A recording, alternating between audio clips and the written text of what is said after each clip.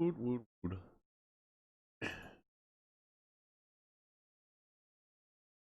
Oh dear. Oh dear.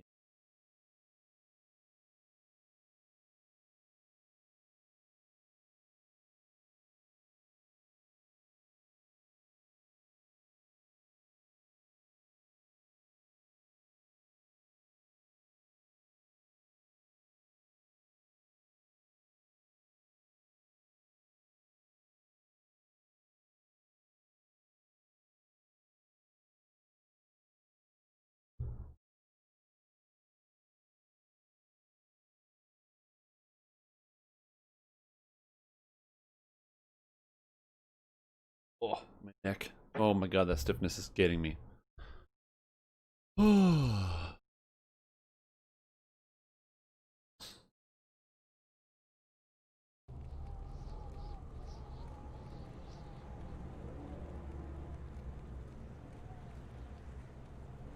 my neck.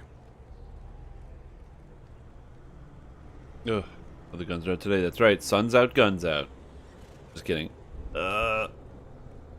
I don't know why, but I woke up and my neck is like killing me. I think it's because I slept wrong. I wanted to just share that experience about how my neck hurts. Anyway, that being said, good morning, everybody. I hope you are all doing well. My name is StrimTom, and I am streaming. Aha! We're going to be doing some Lord of the Rings Online this morning. We'll be swapping over to DDO this afternoon. I just, sometimes you want something to chill. I was tempted to play that new Path of Exile, but I'm not doing that this morning. I just didn't feel like it. Thing about it, just not so much that it rubbed me the wrong way. I just, I just woke up this morning. I was like, I got some stuff to do. I want to try to get stuff done today. I'm going to be doing a lot of. Today, I'm wanted to catch up on some things I need to do here. Tomorrow, I wanted to I want to do a bunch of video editing. So I have a bunch of things I need to do. So yeah, wanted to get a lot of that stuff sorted.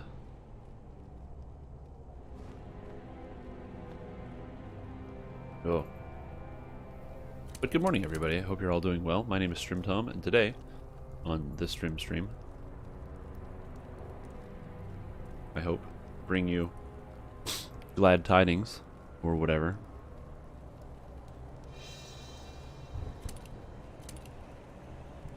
Why is my crit so low? Oh, it's because I'm missing crit on my rings, I think.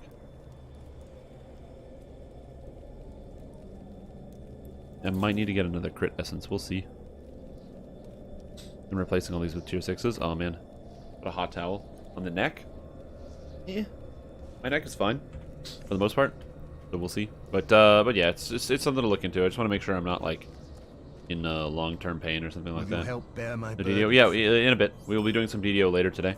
Dungeons & Dragons Online will be happening in a little bit. I tried there's a new description function you can use on Twitch to describe the live stream. I don't know if that works. I have to take a look into this. Stream on Twitch. How does this work? So if I go to this live stream, shut up, me. Shut up.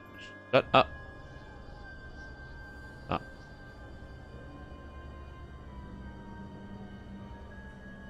Oh, interesting. I can't. So that's what I was wondering. I can report me. I can edit it.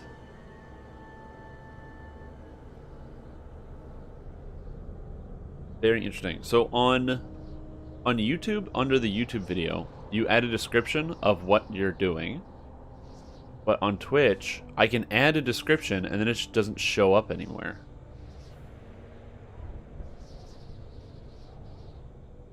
What is this madness? I literally can't edit that? Wow. Wow.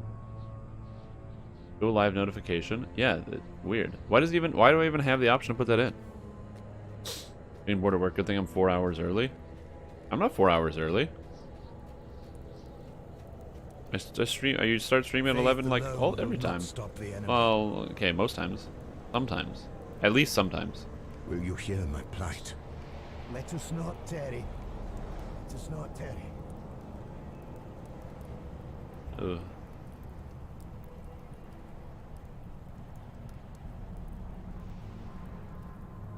Oh, did it? No. Oh, it did say 3 p.m. Oh, hilarious. Oh, well, I'm streaming now anyway. So, yeah, you're right. I am streaming 4 hours early. Huh, unexpectedly. Anyway, but yeah, we'll only be doing for this for like a few hours. It's supposed to do that. Let me check the YouTube then, see if it took the description. If not, I have to change up my strategy. Where am I? Yeah, so on YouTube, it takes the description, but on Twitch it does not. So on Twitch I have to edit the actual words. So I have to put this here and say, oh,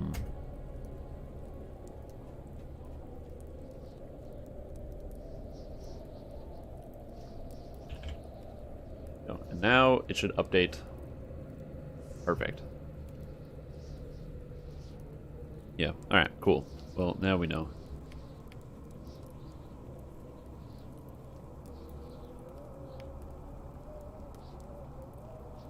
Oh, I couldn't use the trade channel. Oh, that's hilarious. Hydrate? Oh, shit, I don't have any coffee. Or water, sorry. I'll be right back. I gotta grab a water, and then I will do the hydrate, but I need water.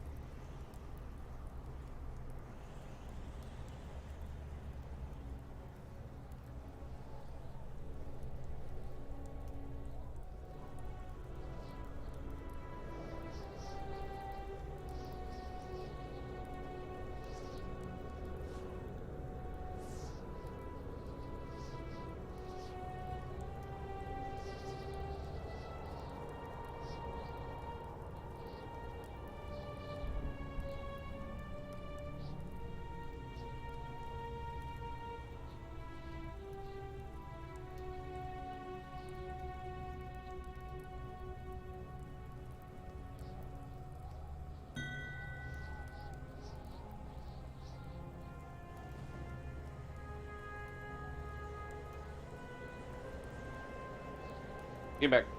I got the water. Woo! Whoop. Invite.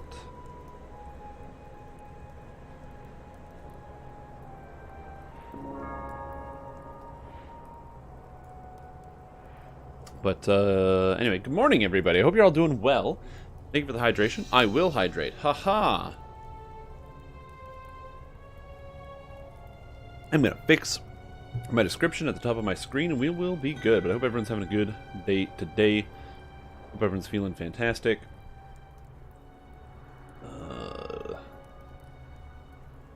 I'm feeling pretty good for today, so all is well.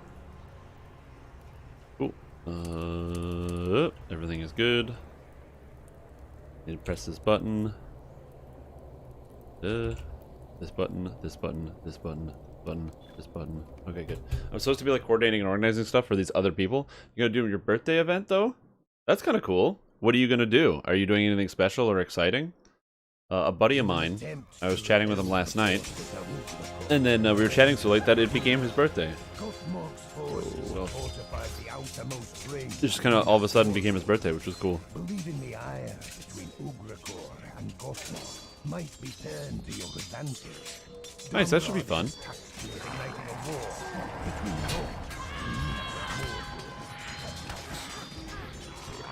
It's always good when you get to have, like, you know, time with friends, grab a pizza. Pizza's usually a good option.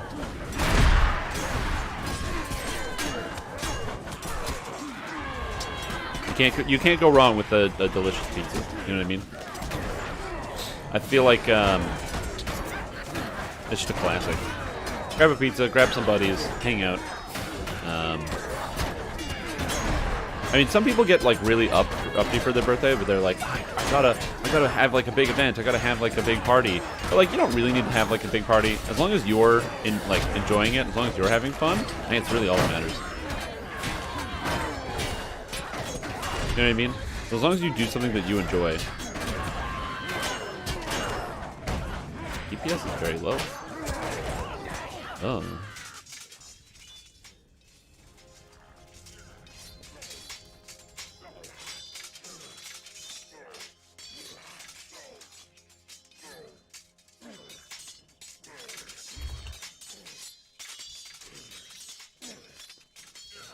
Alright. I didn't realize how low our damage was.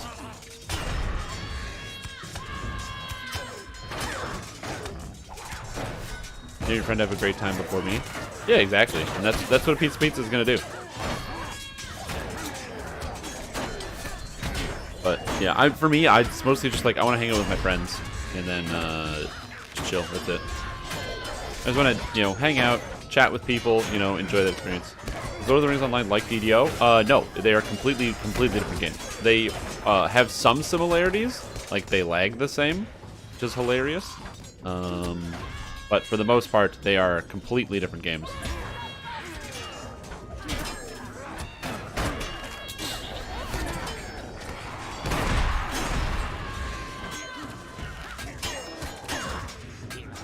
The reason why I say that they're basically completely different games is because Lord of the Rings Online is like your traditional MMO, more like your World of Warcrafts and what have you, where it's all about managing these resources which regenerate very heavily and easily in combat, versus a video game like Dungeons & Dragons Online, which is about managing a finite set of resources. You will eventually run out of health, you will eventually run out of healing items, you will eventually run out of everything, and sometimes that running out happens so fast that your resources can't even save you. So they work on very different resource economies, which is kind of interesting.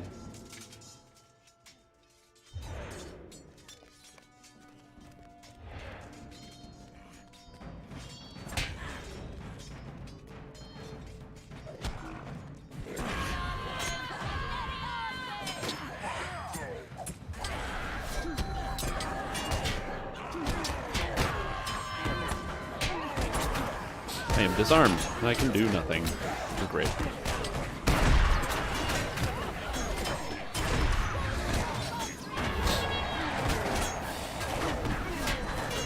Now we do a big cooldown, another big cooldown, and we're safe. Sweet. Send pizza in the mail because you're a friend. Oh man, could you imagine sending somebody pizza via the mail? You can kind of do that.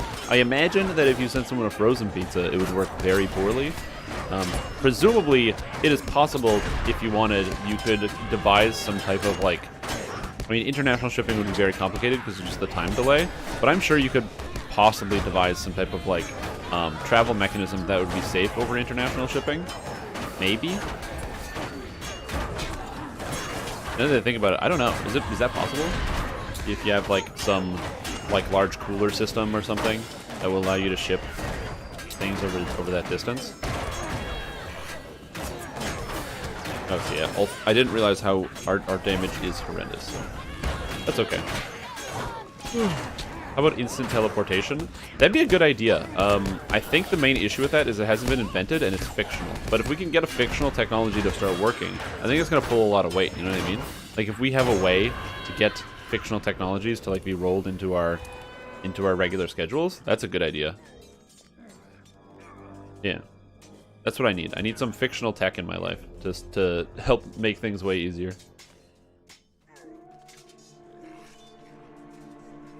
Wonder if these guys are gonna die. Oh, I died. I didn't put on the stats. Whoops. My bad. The only bad thing about looking at people's health in terms of percentages, you have to look at percentage values to be able to do boss phases. So I've been changing all my health values to percentages so I understand when the mechanics change.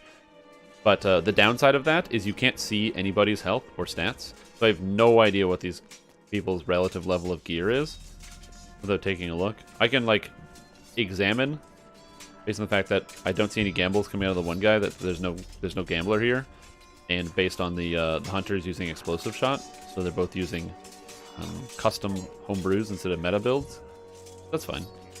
That's the thing I like about low level content, is it doesn't really matter. You can kind of just do whatever. It's hey, we're doing like an adventure where we're gonna go out and fight some orcs. It's like, okay, cool. And so that's what we're doing. Not really high stakes.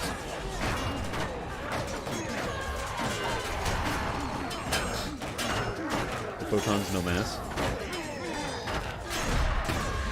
Teleported photons? I don't know if is that directly teleporting photons, or is that losing track of photons? It can be hard to keep track of an individual photon.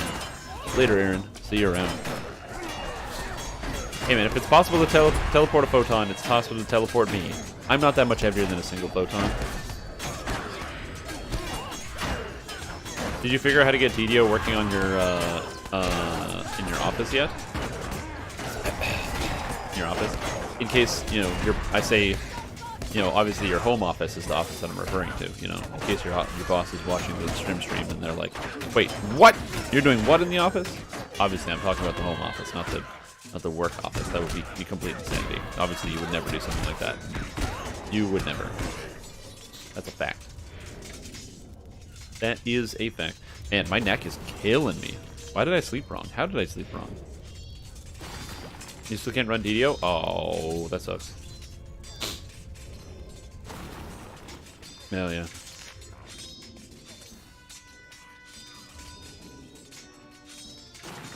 These guys are probably like, well, I have to wait for this guy to do the quest? And it's like, yes, you do. On the upside, you get cool gear and stuff.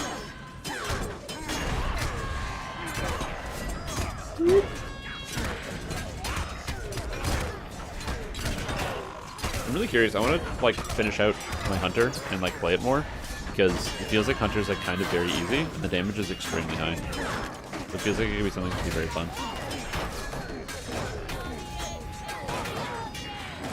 Move to mark.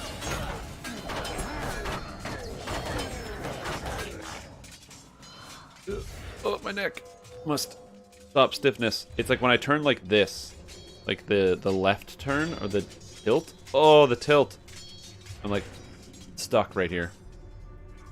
Oh. Use a 5G hotspot from your phone for internet. That would probably work. Oh, you live in a place with free city Wi-Fi? Man, I want to live in a place with free city Wi-Fi. I talked a bunch of mad shit about Moncton and how Moncton sucks because it's like one of the worst places in the universe. But even though it is in fact one of the worst places in the galaxy, that being said, it still had free Wi-Fi for the city. So you just go out on the street, there's just Wi-Fi everywhere. How's Buddy dead already? Get over here.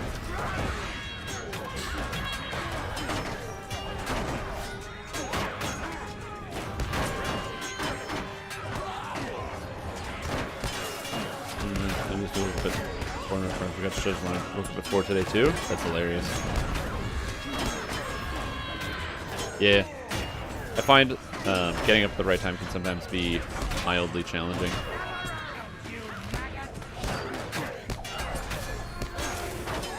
Did he always scream, "Gather around you maggots"? I don't remember hearing him saying that. Is that new?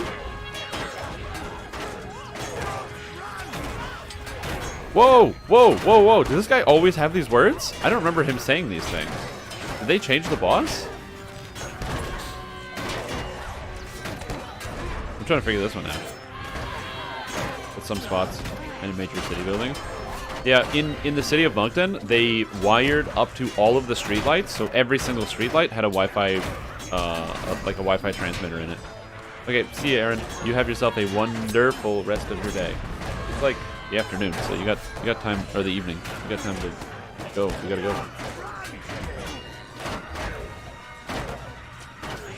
Also, if you're playing a video game and a boss says "don't run," don't listen to the boss. Ignore everything that they tell you.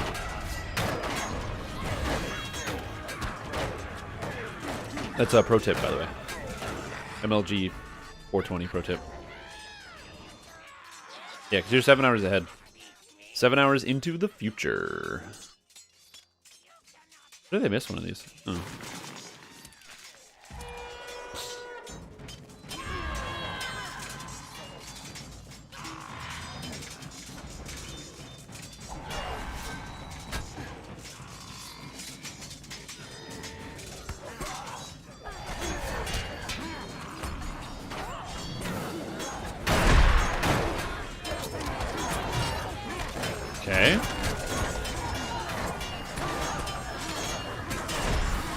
Last stand.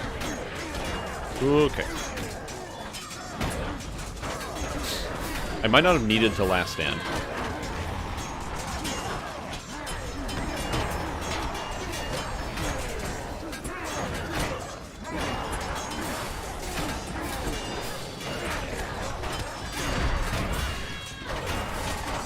There's a lot of monsters. I'm working on it.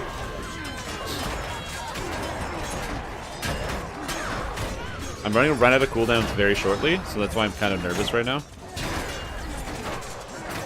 I'm trying to keep my health high.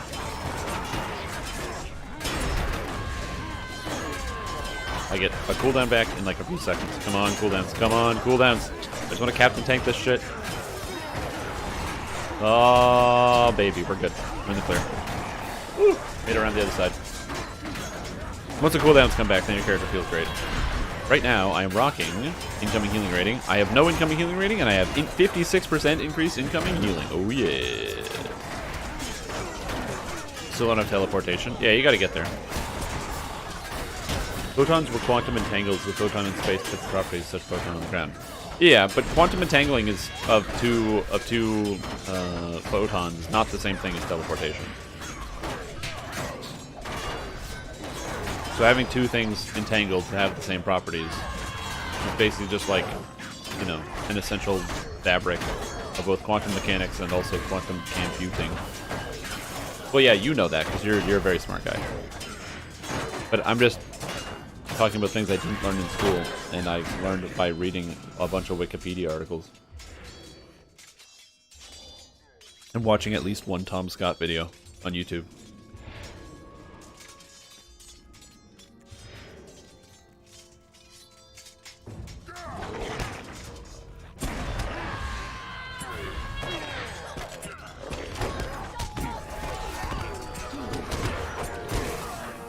Do you know this Mr. Tom Scott?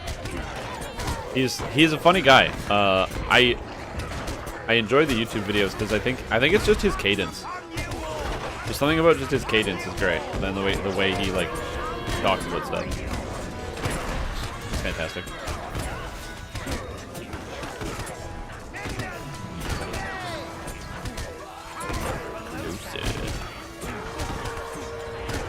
Again, if a boss tells you to come closer, don't listen to the bosses, guys. They don't have your best interests at heart, so ignore them. If the boss says, "Oh, come closer," don't come closer. Don't trust that guy. They're lying to you. They're cheaters.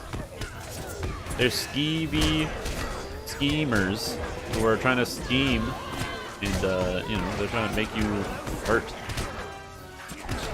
Don't trust these idiots.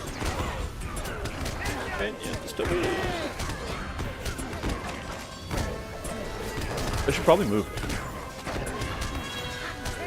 They build a cannon that shoots baseballs at 100 miles or 1,000 miles per hour? Can a baseball even sustain that much force moving at 1,000 miles per hour? I don't even know. I feel like baseballs can't do that.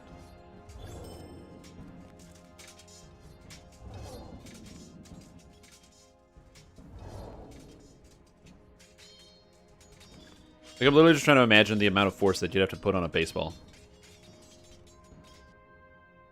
It'd be like traveling at 1,000 miles per hour as a person. Like, without just the shield, the sheer, like, the force of the wind against your body and your physical face would be so just, like, destructive. Will you hear my plight? Okay, so in theory, I have continued threats? No, oh, I only have the quest weekly on this character? I don't have the weekly for completing dungeons? Oh, that's weird.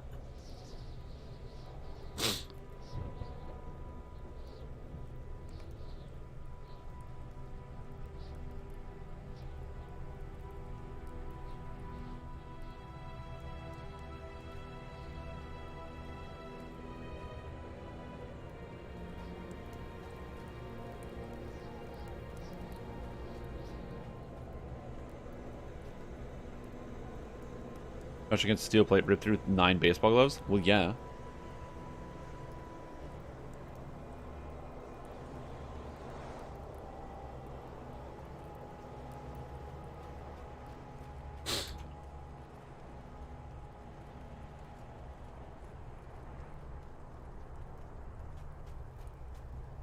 I didn't discover the dungeon. That's kind of crazy. Yeah, I imagine that things, you know, when you take something and you put it at an extremely high speed, that it causes like problems. Because you can't have things going at like extremely high speeds. Or at least you can, but not for very long periods of time, because the second that your extremely high speed object interacts with something else, it stops being extremely high speed and it causes a problem. I need to I'm just kind of curious about this now. I don't know, watching like I do enjoy people that have disposable amounts of money to be destructive of their own property and things that exist, and who are then able to you know, who then want to just like be like, hey, I wonder what happens if we take this thing and do this thing. And like one of my favorite videos is there's a William Osmond video where they bought a tungsten cube and then just dropped it on stuff because the cube weighs like, I don't know, like 130 pounds, but it's like this big. And there's something magical about watching these guys just take this object and then just smash it on stuff, because it's not like it's useful or relevant information, but it's like, well, don't you want to know what would happen if you dropped something really heavy onto something else that was also really small and dense? And you didn't even know you wanted to know it until it started happening?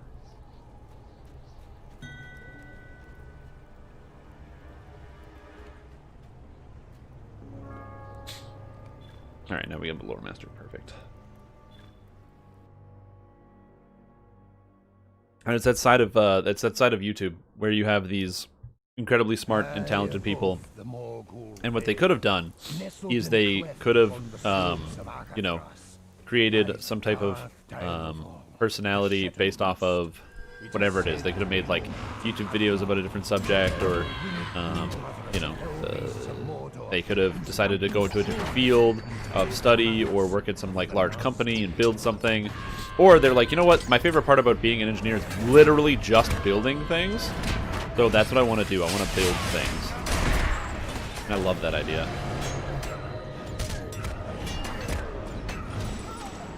How does the hunter have aggro on this?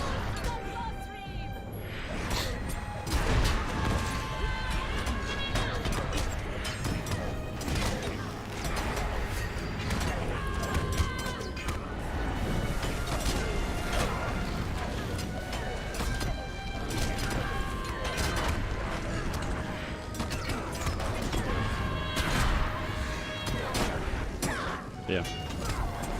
It's like the magic of YouTube science. Oopsie. Goodbye, Harold. He gets kicked off the edge. I don't think this guy's a DPS lore master set. That's probably fine. Didn't stand a chance against tungsten. Yeah, that coconut did not stand a chance against tungsten. Nothing did. My favorite was watching him drop it on the microwave, because it's so cool to watch the microwave literally like fold up. I thought that was cool. Like it almost looked like the metal looks like cheese almost.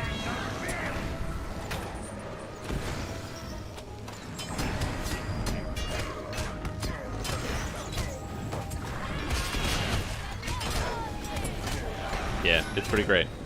And it's also just the cadence of the speaking. Like, you can tell that they're kind of just like, they're aware that they're like, the people involved are so excited about dropping this really heavy thing on a bunch of other stuff. It's great. I'm a huge fan of it. There's something about it that's just so endearing. Again, it just makes you wonder about like all the different content that exists out there in the world.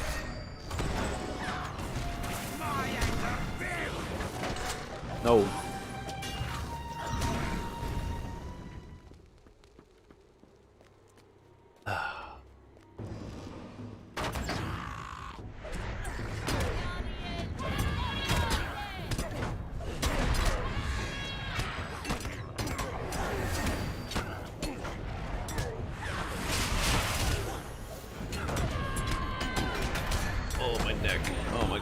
Anyway, so this morning, you know, we're just doing some dungeons and stuff. Going to be catching up on some weekly quests and weekly events and other things that I want to do. I have a heavy goal of getting some of the alts that I just created, creating them and getting proper items and things sorted out for them, then continuing to level them. But to have all of the proper legendary items for my characters, it takes some quantity of work, which I'm currently trying to get done.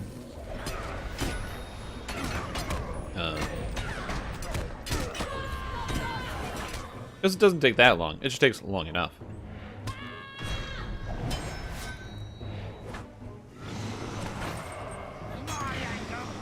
I ain't gonna build.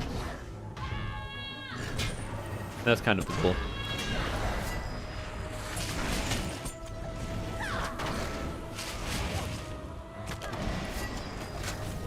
Actually, I want to test something.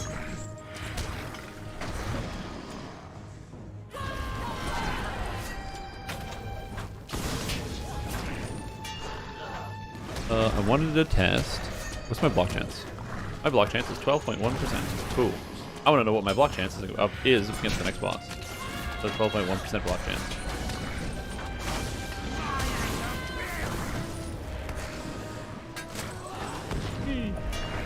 I could use that to boost up.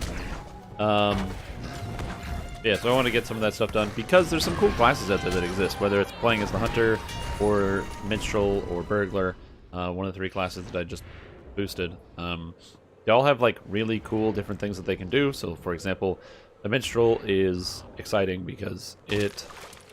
sorry. The Minstrel is exciting because you've got... Hello. I just don't want these guys to get accidentally knocked away. Ah, that's hilarious. Hireling hit him. Anyway, the Minstrel's cool because they got like awesome healing power and the leveling experience is really fun. Oh, his voice line's played out of order. That's why sometimes you can't just trust the voice lines, because you got to be very mindful about what the character is actually doing. I feel like something's up with the voice lines. No, it just feels a little bit different.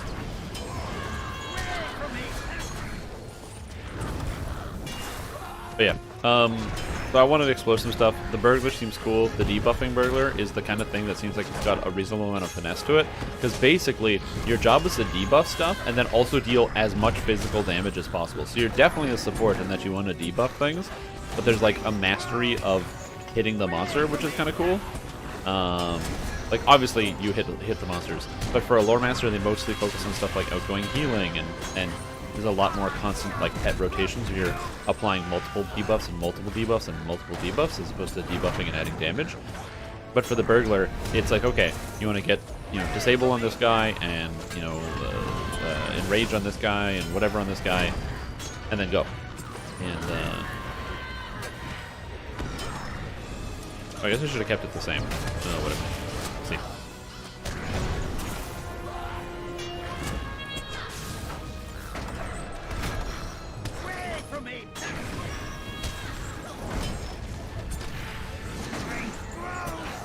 Away with you, Matt.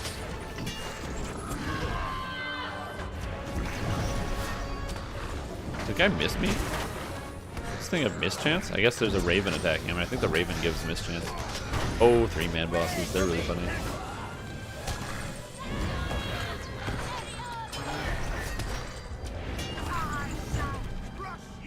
Okay, so damage taken. It absorbs. Avoids. So my block percentage there against the incoming damage was 2.46%. Which seems bad, because I'm supposed to have a 12% block chance, which is weird. Hey, good morning, buddy. How you doing? How are you feeling today? You awake? You feel good? Are you like me and your neck is stiff because you don't know why your neck is stiff? That's how I'm feeling today. The neck. I can bend my neck this way, but then once I go, it's like, there we go. I don't know what it is. I don't know if it's I slept wrong or I did something. Oh, I obviously slept wrong. That's definitely the answer. Is that I slept on something incorrectly. But I hate how that can happen, where you just like sleep wrong and then you destroy your body.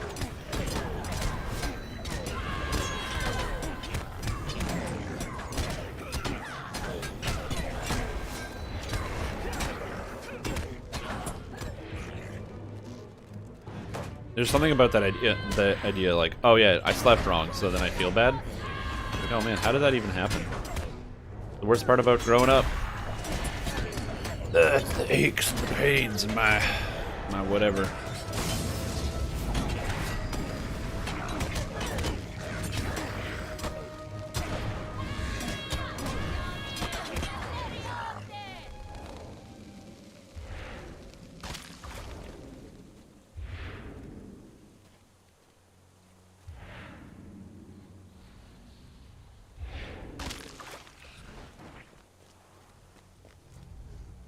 Be wary, my friends.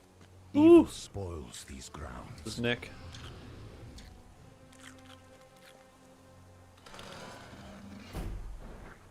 There we go. So yes, that's kind of the goal. We're gonna be doing a bunch of fun stuff today. We'll be doing some DDO later if you're curious and you're like, man, is he not streaming DDO at all today? No, I am. We're gonna be streaming DDO later on this afternoon. There's some fun raids that we're gonna be doing, and like I said, just generally it should be a fun day. Feeling good. Saturday's a good day. I find that sometimes Friday you get a lot of stuff going on, and Sunday you gotta be busy. You got errands and other things to do. It's hard to get everything done during the day sometimes. But I don't know, Saturday is always like one of my favorite days. Definitely a top 10 day is Saturday for me. Definitely one of the best.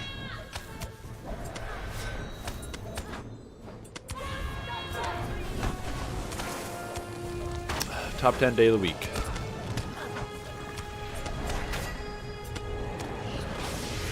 Man, me and this lore master do literally 0 damage.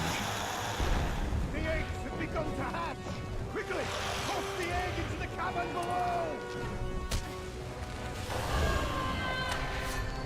Whack. I mean, I will beat this eventually, technically.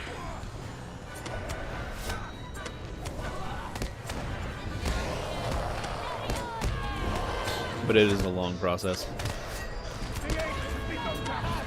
Quickly, toss the egg into the cavern below.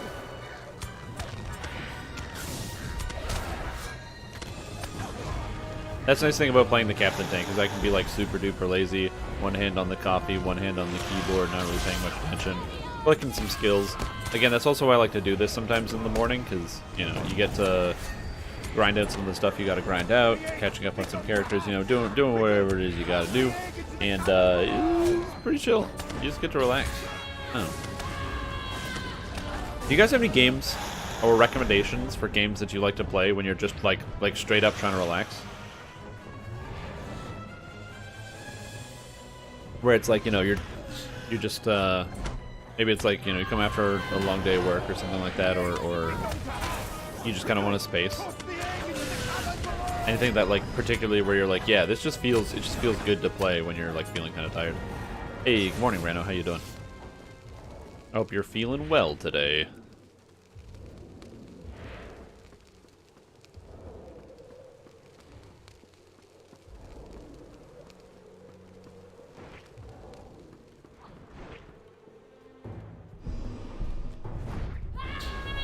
Yeah, I'll agree with that. Just general node farming, for sure.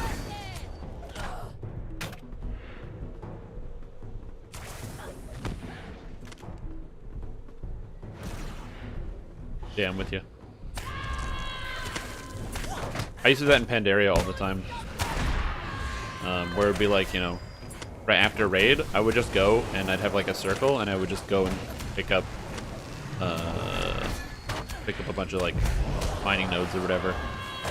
Just in a circle, just relax in space while you're like chatting with people or doing something. Absolutely. There's something to be said about like, or like being able to play a game without having it be like high octane action all the time, go, go, go.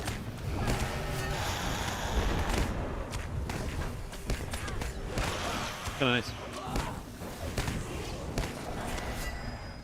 Alright, boogie. Okay, what's my block rate against these guys? Great. Yeah, it's pretty low. I got 1 block against all of those monsters? Seemed incorrect. I'm curious as to... And there's a block right there. Alright, so I am blocking stuff.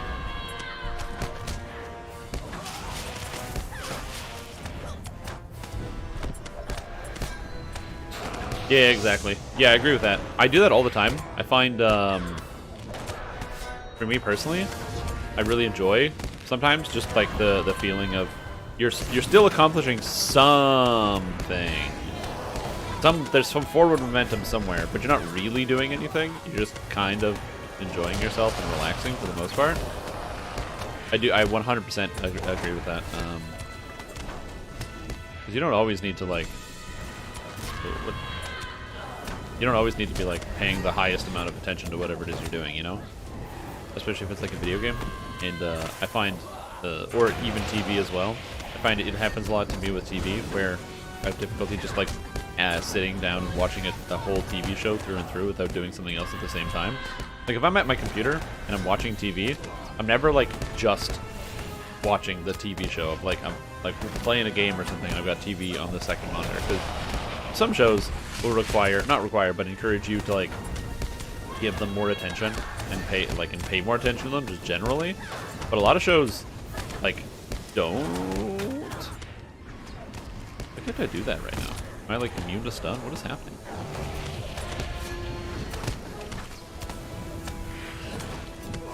Oh, I can't use it because I have... This guy gave me stun immunity. Oh, that's interesting.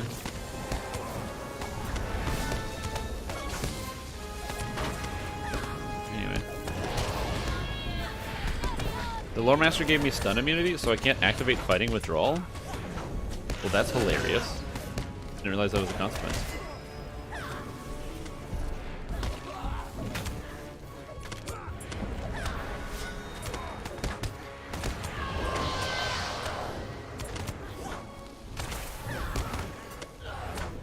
Huh. So I have an ability called Fighting Withdrawal that increases my parry chance, which is my ability to reduce damage, by 40%.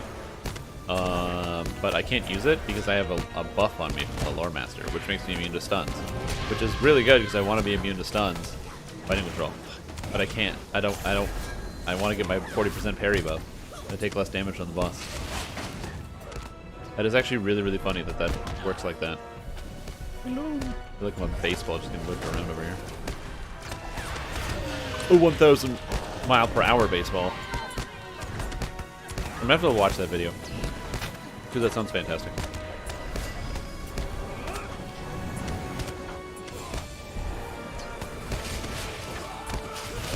The dragon's dying. I think the dragon's dying. He's got a 9% health for a while.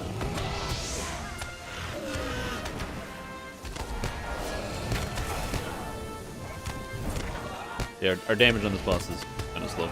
That's okay. You don't need to have tip-top damage for everything you do. I definitely don't, because I'm the tank. There, in that fight, I had one single block the entire time? No.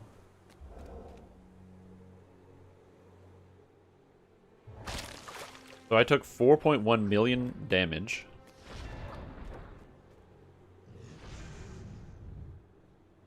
No, and I had 6 block rates total. Tail Whip, I had 0. A weak mighty attack. So you can't block Bite, and you can't block Tail Whip. Interesting. But you can block parry, evade these things. But you can't, the big hits you can't, so the Tail Whip and the Bite.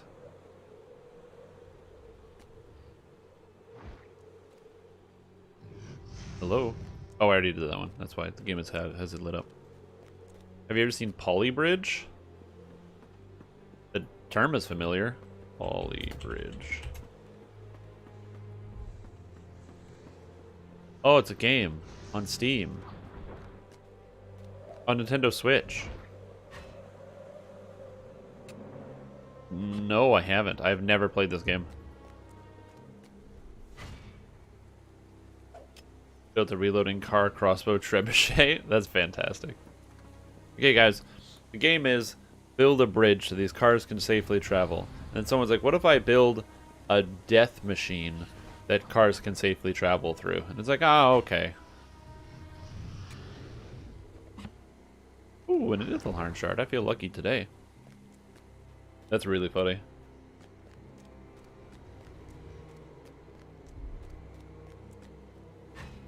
Like I said, I don't have that type of like destructive nature, I guess, or like that's just not where my brain goes.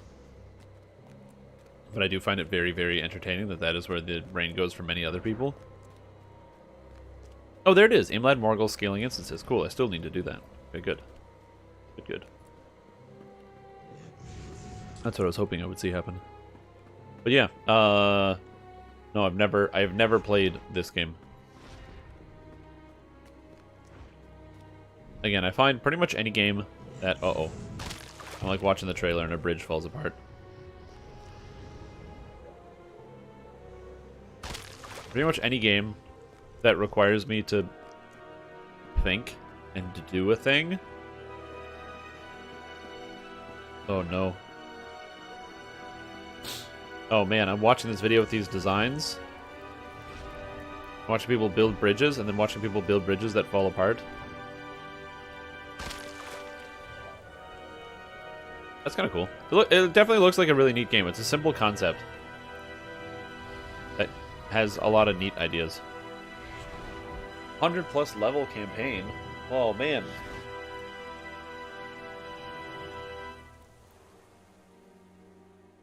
Oh, I'm watching the Trebuchet video. That counts as a bridge, doesn't it? Unless it doesn't reset. If the Trebuchet bridge can't reset itself, that causes a problem.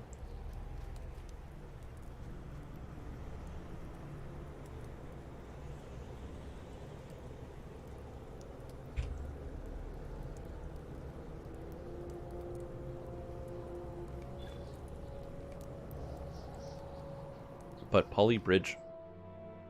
Very cool. Yeah, there's like simulation building games. They definitely seem very interesting. I just wish I had like the...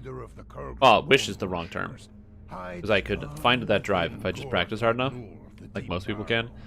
He and his followers seek to complete some dark ritual of necromancy. A leaderboard for cheapest bridge. Hey, at least it emulates real life. That's literally real life, where they're like, hey, you know, it's like we have, you know, $15 million in the budget. And we need to rebuild this project. We're gonna build this bridge for $15 million or whatever, like some small bridge for just pedestrians to go over top of this, like this road. Cool. Well, there's a company that will do it, and they'll do a good job, and they're highly rated, and it's gonna cost us about $14 million. But there's another company that's kind of shady, and maybe somebody within the government has a contact with this person, and they say they're going to do it for $11 million, and that's going to save taxpayers $3 million. So let's go with that company. Until that company straight bounces and gets no work done, and then it is the consumer. Oh, I don't have the quest for this one. And then all of a sudden, everyone else is like, okay, well, now we have to hire a new company to come in and finish the work, and blah, blah, blah, and all is said and done, turns into $22 million in 5 extra years. And it's complicated because it's like, well, we just want to go with, go with the lowest bidder. Because doesn't everybody want to go with the lowest bidder? Hire somebody who's qualified to do it? No, no, no, no, no. Hire somebody who says they can do it, but for cheaper. That's the trick.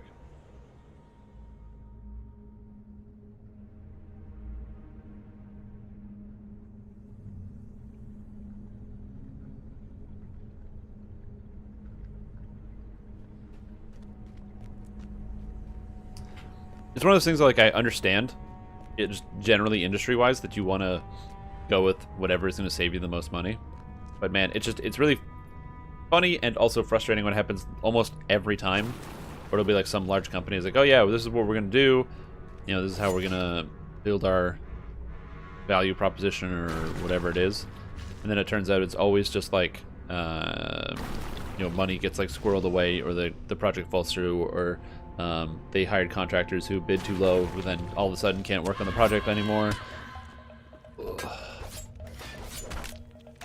How come we can't get the work done? It's like, well, the contractors we hired went bankrupt. Well, why did they go bankrupt? Well, because they ran out of money to work on the project.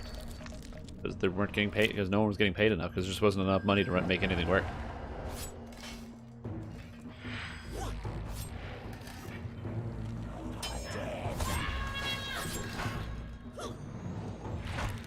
You have to do it again.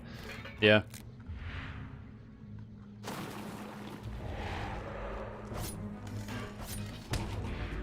then the problem is, it's like, you know, oh, how do you stop stuff like this from happening? It's like, well, I don't know. These companies are still just going to eventually, like, you can't even stop this problem in its tracks, because it'll be like, oh, well, the company is, you know, they're now insolvent, so you can't actually get any money from them, so nobody really owes any money at some point. So there's like some type of settlement, but then all the people that own the company are fine, and then all the people that are working for it, you know, they have like no jobs. They have to go start working at some other company, and then all of the money that originally went into the project goes nowhere, and then you got to essentially restart a project. That's basically what's happening in the city here, where there's been engineering firm and construction company working on the light rail system in the city, and it's just an endless wave of very low bidders coming in to do the work, but then they're bidding low to do the work because we've already spent X millions of dollars, and the work isn't done because we started going with a low bidder, and the problem never gets better when you pick lower and lower bidders every time to finish up the work of the last person. Oh, yeah. Business.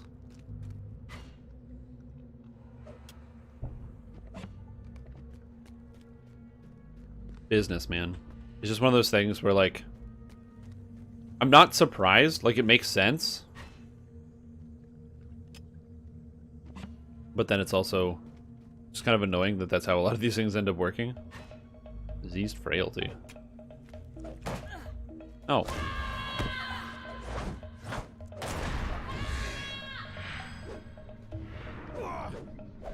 I am facing the target. Don't tell me I'm not facing the target. Whack.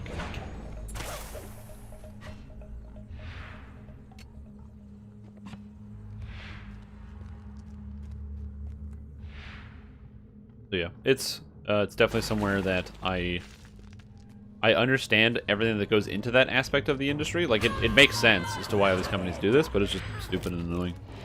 And it's also never ending. I don't think there's going to be like a way to get around that.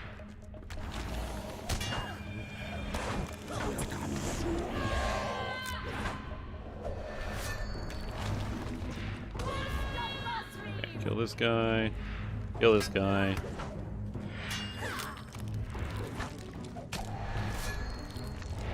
But like, when, you know, you think about where some of these things come from, you know, it's always like, well, it's never like one source. It's not like, oh, one company came up with an idea, and then it was like their idea didn't make sense or it was too expensive. Like, oh, it's the engineering company that did a bunch of the work, or the architecture company, or it was like this conglomerate of construction companies or whatever that caused the problem. It's never usually one person. There's usually a whole bunch of mistakes all over the place. One of my favorite things looking at some of these things is oh, what is it? When you're looking at some of like the like individual costs and stuff that come into something, when people are following like regulations, it'll be like, okay, cool, you can build you have like a building or you have a place or whatever, and you know, you've got, let's just say you have a company and they're like a steel installation company or something like that, and they're putting in, you know, they put in some steel, and there's a lot of like structural steel in like a building or something, and it's some type of factory or area where there's like workshop, something like that goes on in this place. And so because it's a building, it has to be up to code, so it's got to be, you got to make sure you've got, you know, it's fireproof, basically. You need to have appropriate fireproofing, so you need to have all your woods and your steels appropriately rated, so that way in case of some type of fire, you know, there's time for people to evacuate, the building just doesn't fall apart. Cool. So what do you got to do? Well, if you fireproof something, that's probably, you know, you got to do something to the building. You can't just like take the steel, because the steel gets hot, it'll lose its structure. And if the wood gets hot, it burns, so that's all the problems. So how do you fix it? Well, you gotta, you know, find a way to protect the steel or the wood. And how do you do that? With really, really, really expensive chemicals. And the real question is, how often is it that, and I think this problem that, you know, one of these things happens is, how often is there an architecture firm who says, yes, we must have a situation where in our building that we're constructing, we're gonna specify that it's very important, as per our understanding of this building and the work that goes on, it's very important for this building to be fireproof, and everything needs to be fireproofed. And then they give that to some person who's going to be running the project, And then they tell some other person, hey, make sure you fireproof this thing. And then that other person goes, that's thousands of dollars that I didn't realize I was going to incur in expenses. And they go, I'm not going to fireproof this thing because you can't test it. And then they're like, uh-oh. And then you have no idea. And then all of a sudden your building goes up in flames, and who's responsible? Well, maybe it was the architecture firm. Maybe they didn't tell them to fireproof it. I don't know. Maybe it was this company. And maybe whoever's responsible for all of this at the end of the day is like gone into the wind, like a whisper in the night, because it's been 15 years. I think about that sometimes. Like corners that got cut during construction thing. I understand why companies cut corners, because it saves money. It makes sense. But man, it's like, you know how you might have a situation where you do home renovation and you're like, oh, okay, time to tear down a wall or something. And I've had it happen both to friends and even to the, when I used to live with my parents, doing renovations in the kitchen, and you tear open the wall in the kitchen, and like inside of the wall you find like an old Coke can or something, because they were like, whatever, and they just put the drywall over top of it and like just didn't give a shit. Or when there's like no insulation in an area, because they're like, well, just gotta save money, so don't put the insulation in. Even nowadays, it's like really crazy with new construction. A couple of friends of mine, they bought some like new houses that are just coming out, like track housing, so your big builders and what have you. When they're like, oh, we got a new development, it's going out in whatever area of the town, and you buy the house now, so you buy the house, and then they build it like 2 years later, and so you're doing whatever. And the quality of some of these places are just like, well, quality. It's quality with a K, which is like crazy. Yeah, please tell me a hot steel story. As long as it's PG-13.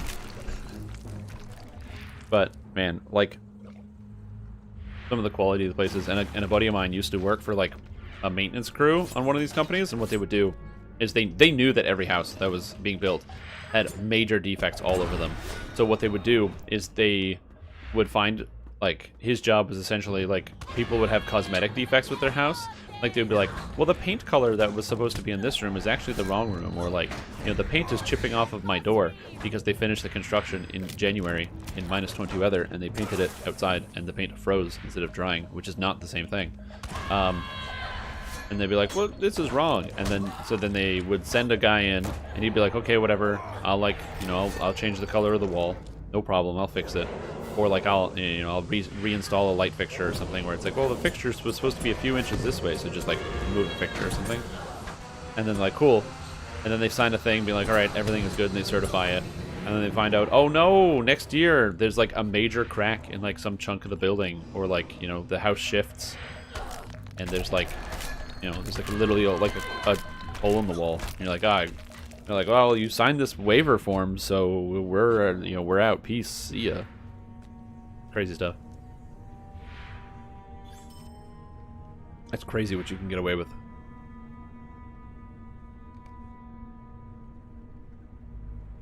It blows my mind.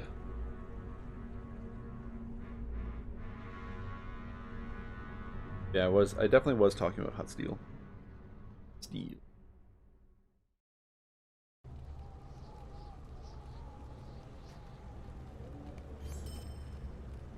Faith alone will not stop the enemy. Run the halls of black lore. And that finishes all of my things for the day.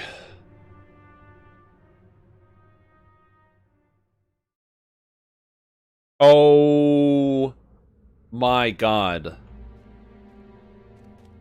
Wouldn't that basically fuse you to the steel? Because it's so hot? I feel like that would like straight up fuse you to the steel.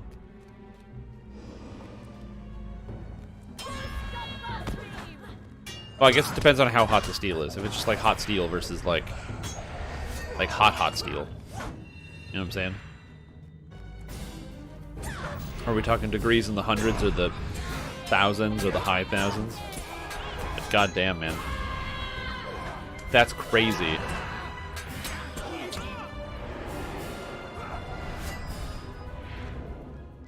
Workplace is a, the old workplace injury. Oh my god. That's crazy. Like, when I say I can't believe that, like, I can believe that that happened, but that's still astounding. It's still a crazy story. Like, how does that happen? Man. Yeah, don't sit on hot steel.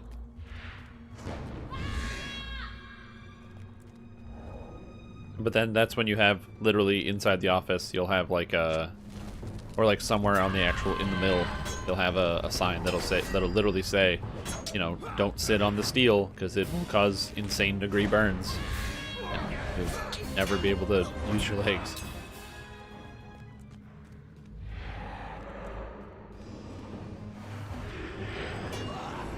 Oh, so that's one of the problems with having, like, you know, with working in a place that is, like, not necessarily, like, dangerous to work in, but that has dangerous aspects of the job where you need to be careful, where, like, a momentary lapse of judgment can cause problems.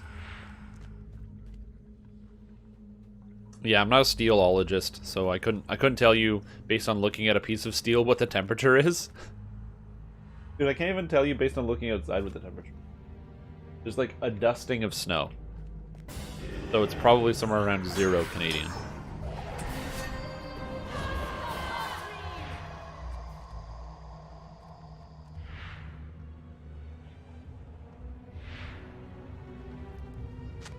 Was somebody sitting on a piece of steel? Oh god. As long as it's safe for work, that's fine. Well, not safe for work for that person. They obviously sat on a piece of steel. But,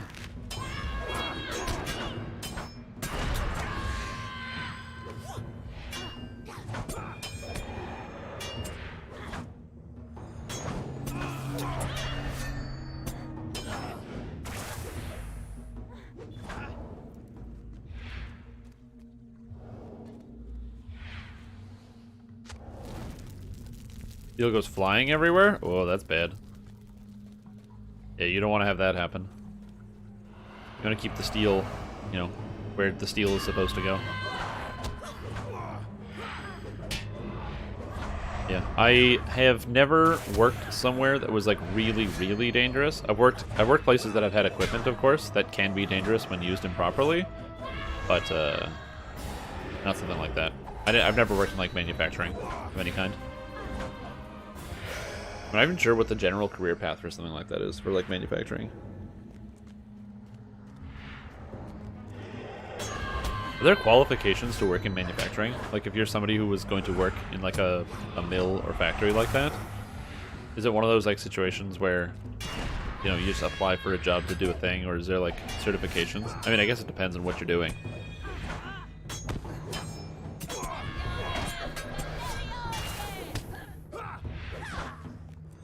Because imagine most of these companies are, like, very, very motivated by, like, instead of having humans handling most of the work, they'd rather have machines, the one, like, cut down on lawsuits, and also cut down on loss of, like, material because of improper measuring of stuff. Because I imagine steel ain't cheap. Oh, the business of manufacturing. That's a fun Saturday morning discussion topic.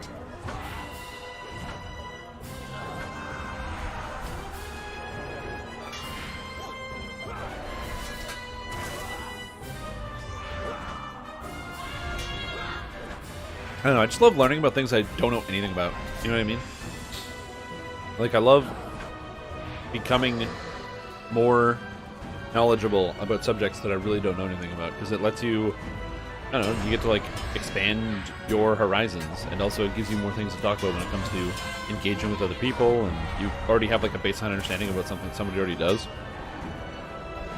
You know, like, I would hope that someday if somebody says, oh, by the way, I work in, you know, I work in the cell phone distribution industry, then I can be like, oh, okay, cool. I know a little bit about that. Teach me some more things and tell me and educate me about your daily wheelie. What is this? Is this safe for work? Uh-oh. Uh-huh. I don't know what's going to happen. I don't know where. Oh. Whoa, whoa, whoa, whoa. Whoa, whoa, whoa, whoa, whoa, whoa! Run away! Run away! Oh! Oh! It's all coming down! Oh my god!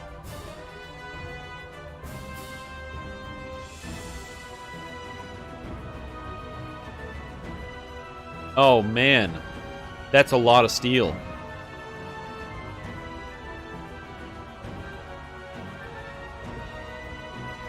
Wow.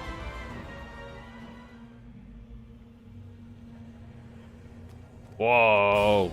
That's a lot of steel, dude.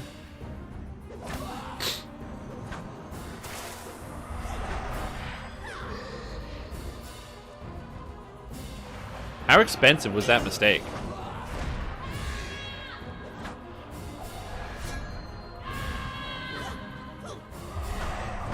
Like, that's got to be a really expensive mistake.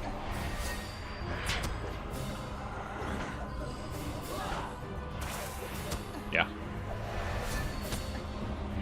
Like, that's where it gets you. It's not about, like, the expensive, like... Because if everything runs fine within the mill, you're making money. But, man, that's crazy.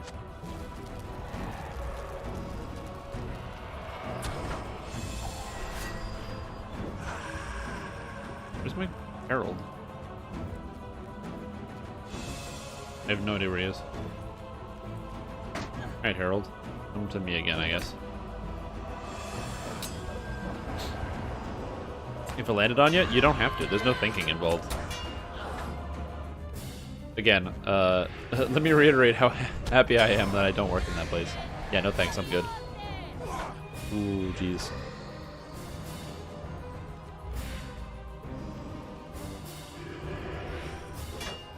Like I knew a guy, and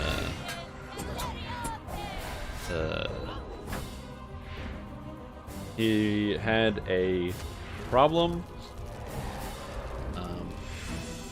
Well, to keep a long story short, basically, when I used to work in like material sales and stuff, there was a guy, and I remember one time I talked to him, and I was like, "Hey man, how you doing?" And he just had this like glum look on his face, and I was like, "Are you okay?" And he's like, "No." And he's usually like a pretty tough kind of guy.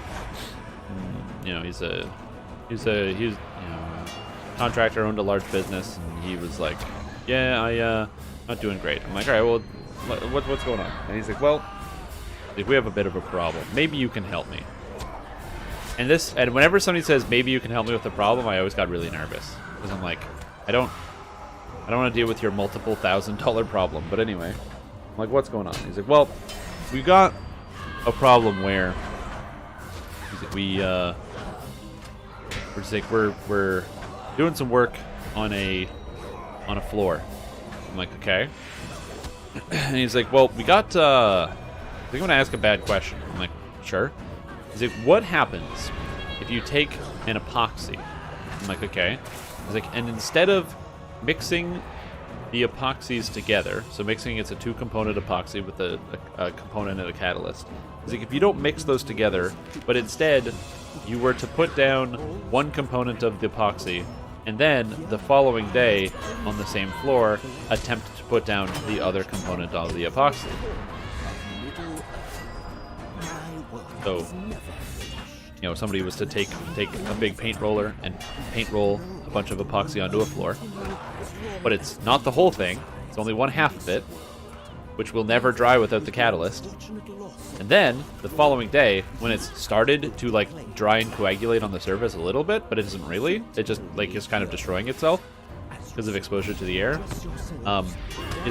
they then take the other half of the epoxy, the catalyst, and then put that over top. And the guy tells me that he got a call from his guy who had working on the job site, and he was like, "Hey boss, it's not sticking." And he's like, "What do you mean it's not sticking?" He's like, "Well, the everything is all sticky and nothing's really dry, and I can't put the B on top of the A for the epoxy." And I'm like, "That didn't happen." And he's like, "Yeah, so can you help me?" And I'm like, "No." I'm like, "How big is this floor?" And it was something like, it was like a warehouse floor that was probably like 150 feet. It was like a loading dock, so it was like 150 feet by almost 100 feet. And it was like these walls and edges and all sorts of stuff had all been done improperly.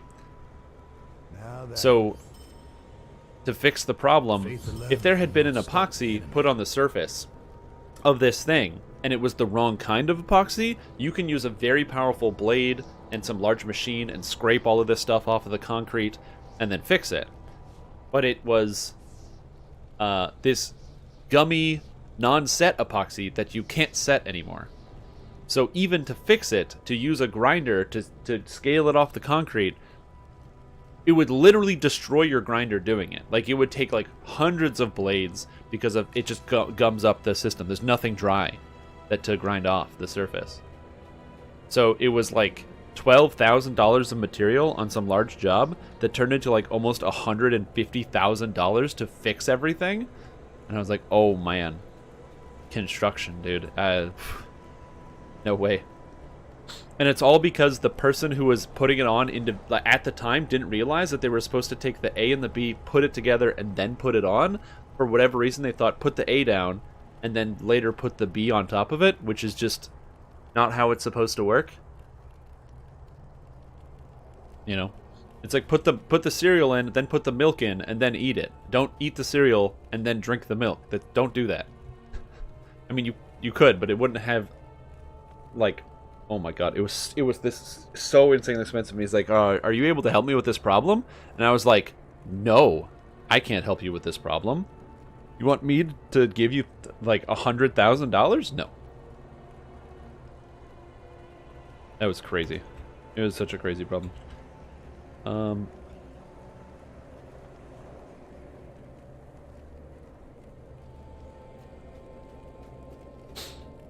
Yeah, it was definitely a crazy problem.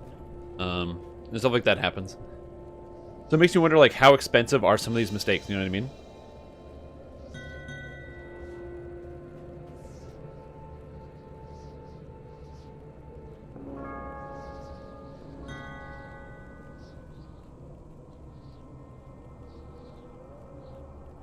So many people have champions and hunters and stuff.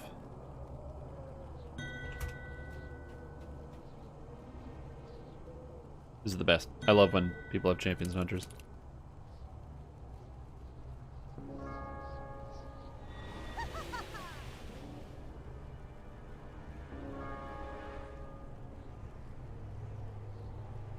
Oh.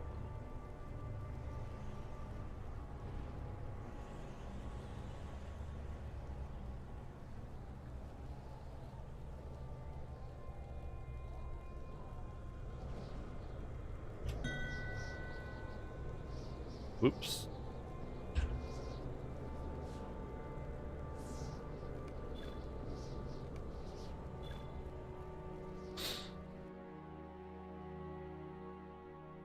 Somebody joined my group, but they were level 121.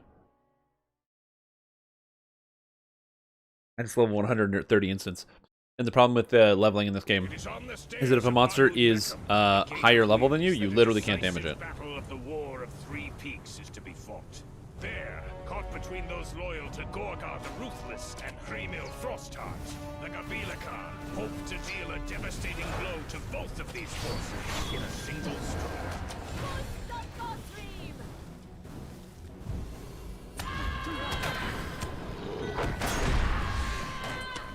Here we go.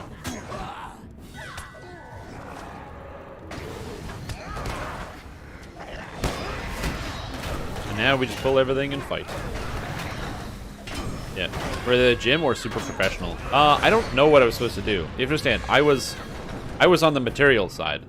So basically the person was saying, hey, you know, you helped me in acquiring this epoxy, and now I have this major problem. Can you please fix this problem? And I was like, there's no way I will ever fix this problem, because this is an insane problem that you have and you must now deal with. I am very sorry for your loss of a large amount of money. I really hope you have good insurance. That was basically what happened. Is it was like, I'm gonna turn the game sounds down a bit. But it was like, It was basically like, okay, look, I recognize that this is a problem, and, you know, I want to help. I want to help. You know what I mean? But there's no way I can do that. This guy, oh, this guy's a heal captain, or a tank captain? Cool, I'm gonna go red captain then.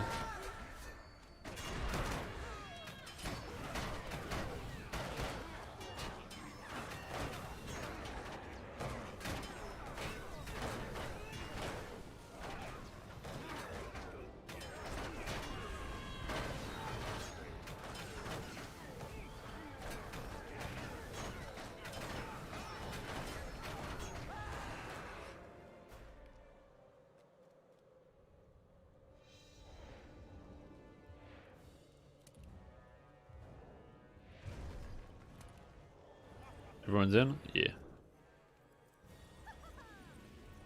We have never met our match, you pitiful wormling. You come forward. You face us.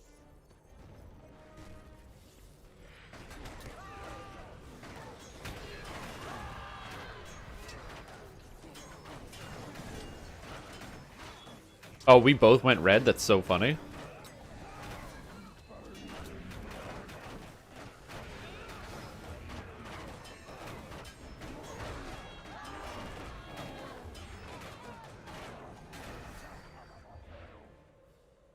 That's so funny.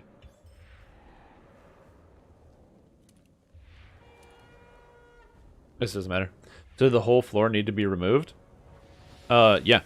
Essentially what happened is they had to remove everything. And, like, literally what they had to do is essentially they had to get these, scrapers to scrape everything off of the ground. And so usually for something like that, like I said, you'd use, like, a grinder, like a set of blades. So essentially they had to do whatever they could to neutralize the surface because it was still like active and reactive. And then once they did that, then they could then use a scraper blade on the surface, and they had to do everything. But they essentially burnt out like 2 full engines of these different machines. It was a very, very expensive process. It was not a great moment. Again, that was where insurance saves the day.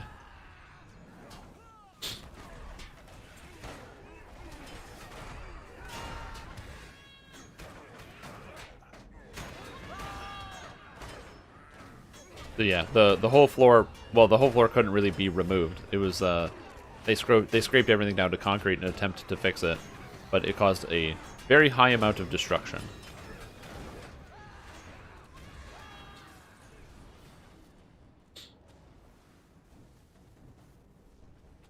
Which was not a mystery to anybody that happened. So yeah, it was an interesting scenario. It's just a lesson in the dangers of I don't know what the lesson is. Basically, the problem that arises when you don't explain what to do to somebody, but then give them the ability to destroy your company. Like it was one of those moments where like, well, you should have trained the person who was doing the job better, right? Yeah, exactly. And the problem is, it was like the person who was like the owner, like he knew what the problem was. He knew why this happened. He wasn't confused. Like he was there. He understood.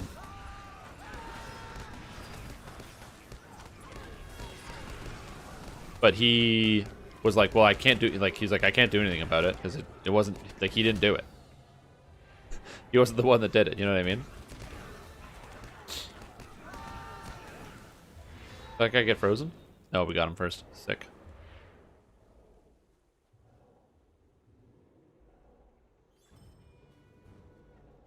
Oh, did he get frozen? Oh yeah, he's frozen.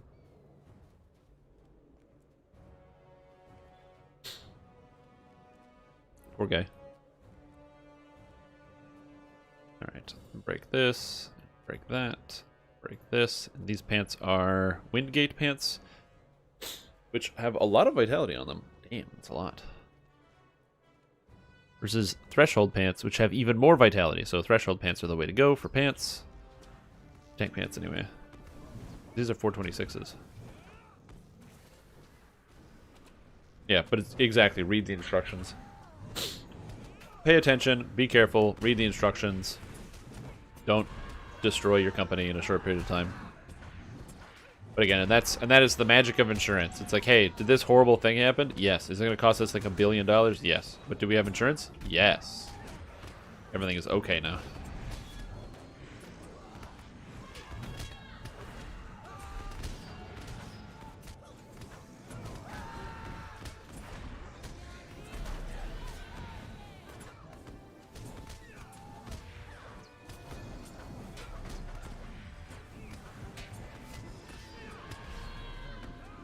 Yeah. Construction-based mishaps are like crazy sometimes.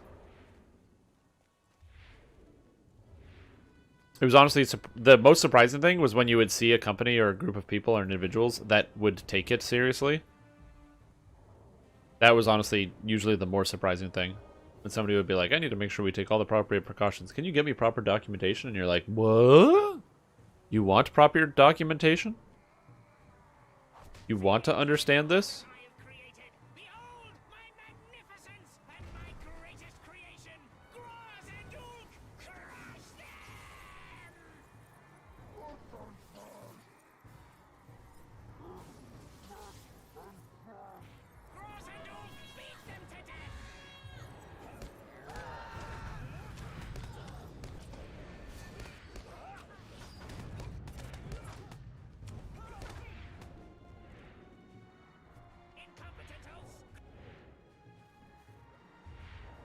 But yeah, so I like, like I said, these things are that's just gonna happen. There's mishaps within the industry. You're never gonna be able to get away from that. Yeah, and reading the instructions, or even just asking questions. Things usually aren't that, if you think something is really easy, if you're spending a lot of money on it, just double check. It basically is like the lesson.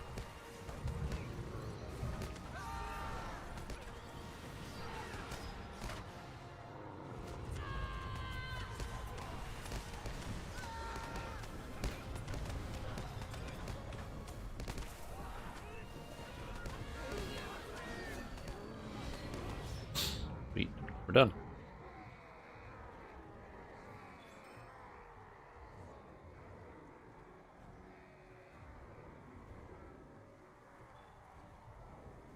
Thanks all. Oh man, everyone left my group so fast that I didn't even have time to like my game started lagging. I was like, what's happening? Because everyone just like ditched the group. That's really funny. But yeah, read the instructions is 100% correct. Doesn't always happen. Glimmering of the Runics, Slade Rot Essence. I feel like I should probably use that Slade Rot Essence box. Okay, hold on. I need... What's this? Perchance Stat Tome. Garbage. I need to organize my inventory real quick. Inventory management in this game is not that bad, but it can sometimes be mildly confusing because there's so many different things you have to pay attention to all the time. Oh, a Threshold Rune of Striking. Oh, sweet. That's a lot of extra damage. I don't know where I'm going to put that right now.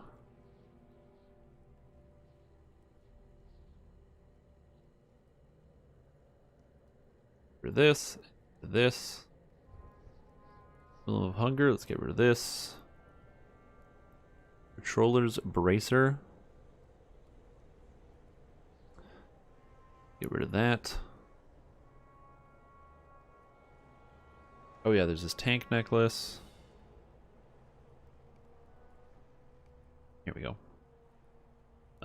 Inventory management is something that I find kind of satisfying in this game because they give you a lot of stuff to pay attention to. Like, there's a lot of crap. Like, look at all this box full of crap. But also at the same time, it's manageable in the sense that, I don't know, it's more, I don't want to say interesting is maybe the right way to do it. Crafting, task, essence, instrument, or housing decoration carry-all. Oh, I have to give this to my warden. Oh, because I want a crafting carry-all for my warden. For all of the crafting goods that I keep there.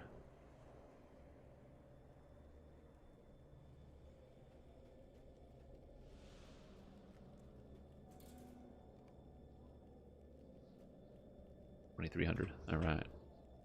Be wary, my friends. Evil spoils these grounds. But yeah.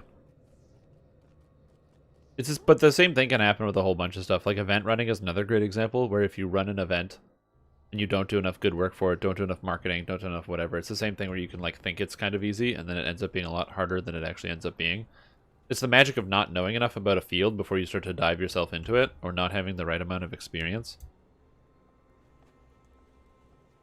And why sometimes experts and consultants can be way more more helpful than you imagine that they're going to be. Because you're like, well, I can figure this out. I can do a thing. I know how to host a party. I can host a music show or something like that. I don't know why I said music show. That means nothing. But I know that stuff like that happens all the time, where you'll have, you know, like what was it? There was that like fire festival or whatever where that happened, where you had all these people, all these like kids who, not kids, but you had like people that were clearly irresponsible and not capable of hosting an event of that scale, without getting appropriate level of consulting and support and intelligent staff to inform them about what they should or should not be doing at any given moment. And I found that, you know, it's a very interesting case study in like literally what not to do to make sure your business is successful. No, I don't want to log out. I forgot to put my stuff away. Yeah, it's a good game.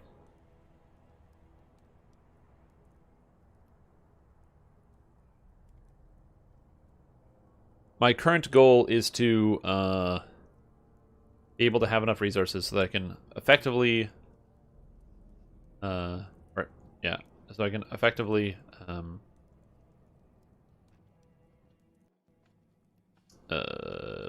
gear up my burglar and minstrel. Lotro today? Right now.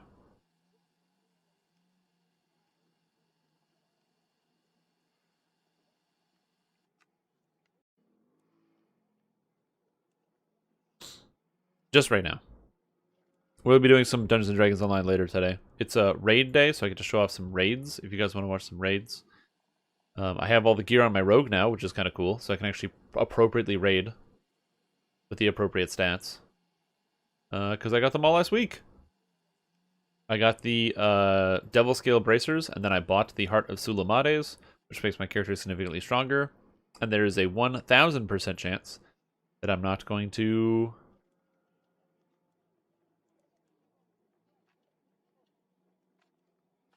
I can't even log out. My game is like literally frozen. And there's 1,000% chance that if we run it again today, I will pull one or both of those items. So that's kind of cool.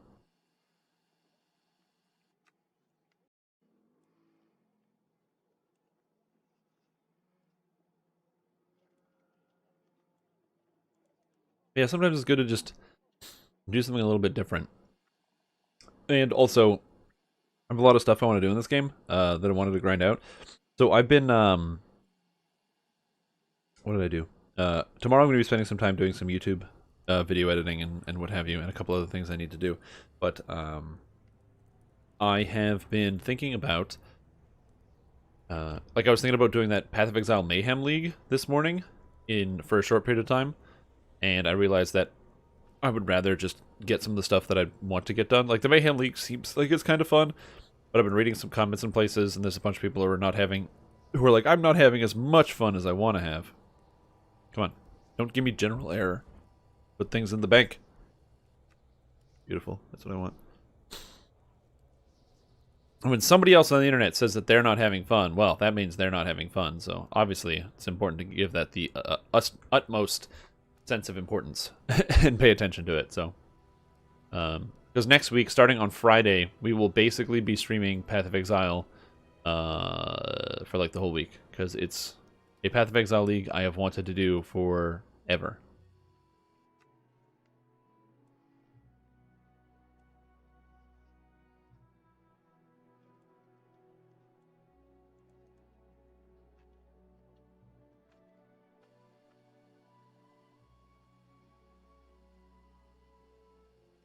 Someday I'll be able to log into another character. I don't know what it is with the login in this game. It's like it takes so long to load and to log in.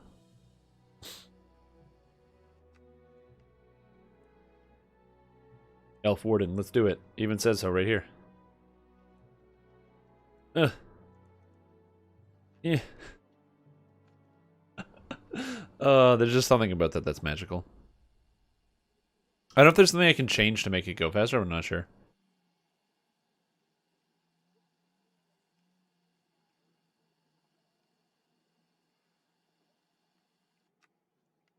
Yeah, we did some DDO yesterday, and the Artificer's really fun, and I'm just straight up enjoying playing it and swapping between the rune arms, and the different choices I have in combat is really fun.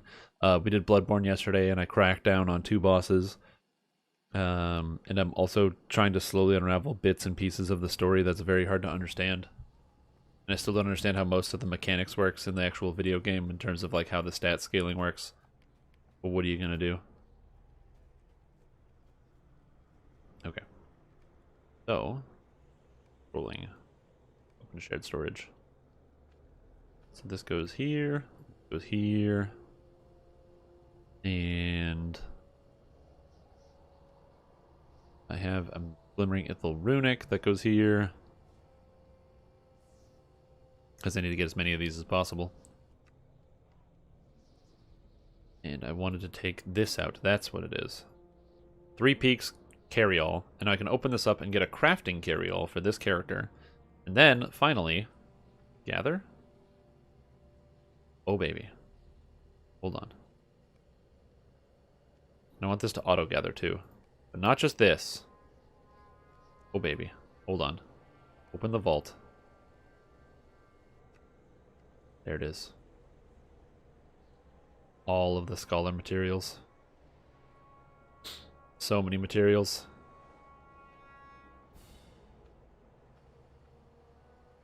I don't know if I am going to crack out all of those. We'll see, but... The gallery crafting. I'm just going to turn these into parchments, because I am going to craft with these.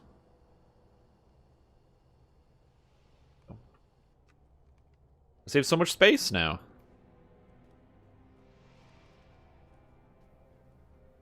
Like, what did you do? Oh, I saved like 1% extra inventory space on my character. Hell yeah, man.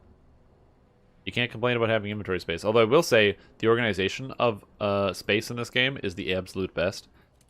They do a fantastic job about like helping you organize your inventory space with some of the items and effects in here. It's great. All right, I'm gonna double check. I think I can do my quests, but I'm not certain. If I can do my weekly quest, I will get my weekly done right now. If I can't, then I won't. But I would like to. If not, I'll just go look at the burglar. But I believe that I can. Actually, where am I at on sigils? Sigils of Immolatifull, I'm at 930, okay. Faith alone Grab this. stop the enemy. Ah, yes, I do have all my weeklies. Bear my burden, friend. Just gonna crash these out. Doing all of your weeklies gives you a couple benefits. One of which is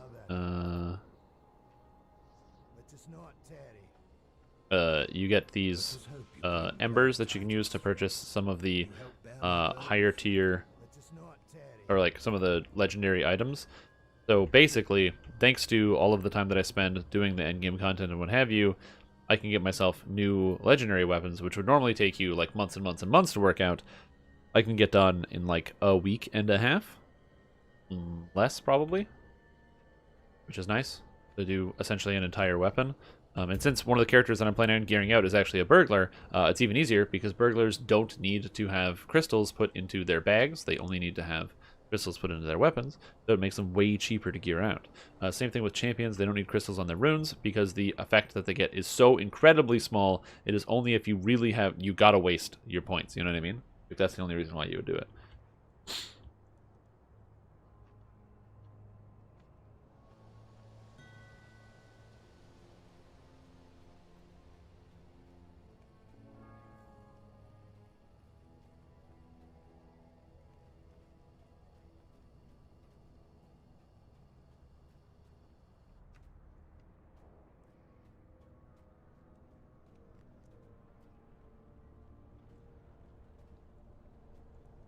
But yeah, I don't know. How are you guys doing? Anybody doing anything cool this weekend? For me, I'm just, hanging out. Kind of like low maintenance, low impact sort of day. We're going to be doing some raids in a bit. I'm going to be cooking dinner later. Dinner. That should be pretty good.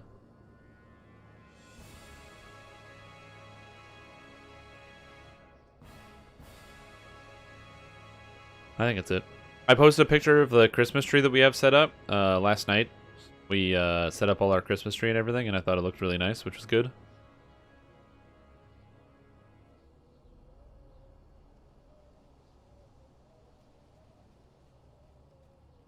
Is this guy a tank? Easy. Inspection. That looks like tank stats. That looks like tank stats. This guy looks like he's a tank.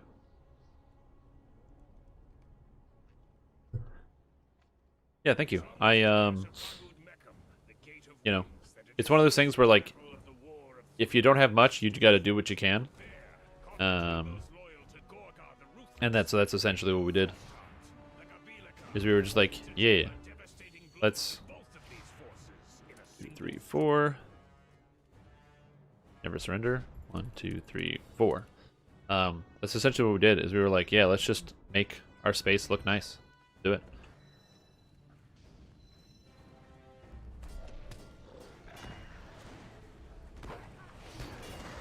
Oh, I forgot that I muted my my scream sounds. If you hear screaming, that's not me. I muted this character's screams because apparently people find it annoying. Which, like, fair enough. You know, it definitely is kind of annoying sometimes.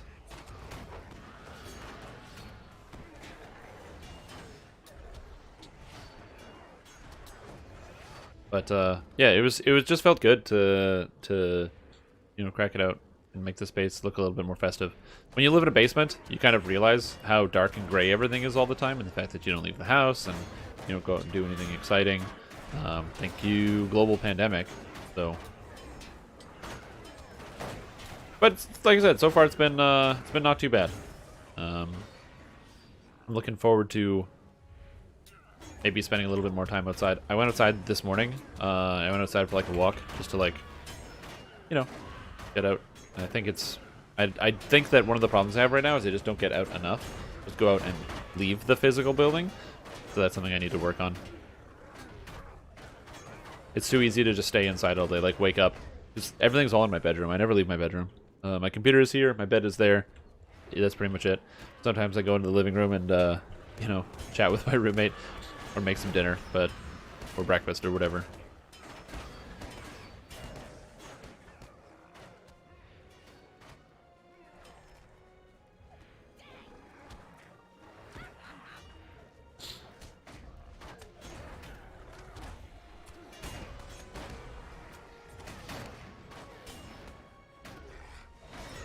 Is DPS or champion or burglar better? That depends on who you ask.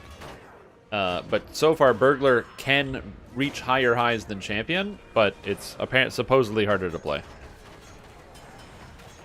British champion is slightly easier to play, but it doesn't do as much damage and has good AoE.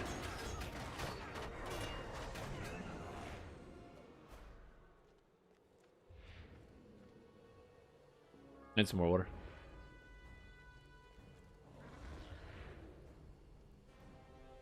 The difference is champion only has one role, which is DPS, versus burglar, where sometimes you DPS and sometimes you debuff. So it depends on the scenario.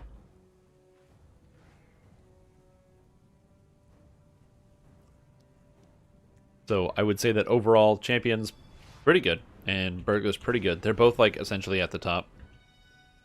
You'll see people from all these different, like, some of the best burglars and champions and hunters will all post crazy parses doing an amazing job. It all depends on whether you think you can get up there and be playing with the big boys and doing the big damage. Gotta get into the big leagues.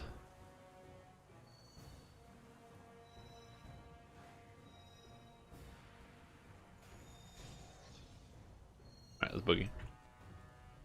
I don't want to wait.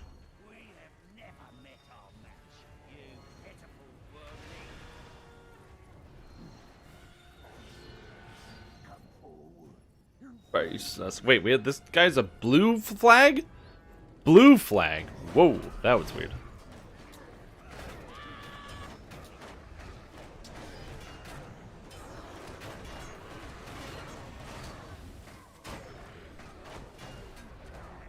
That's astounding.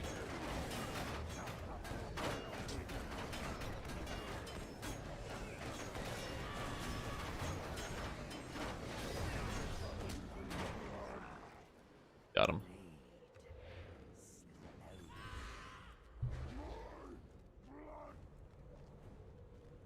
I've never even seen anyone use the blue flag other than me sometimes for healing.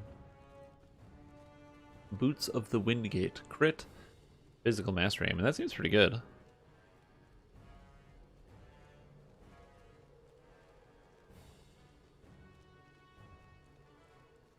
Trading fate for vitality, basically. So if you did this on tier 5 and got a 432, it's the same trade. Okay.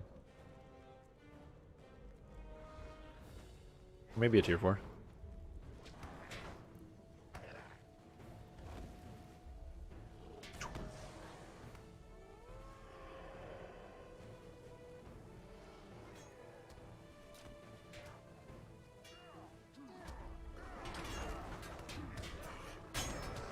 There we go. Is this guy healing or DPSing? I can't tell. Oh no, this bear's DPSing.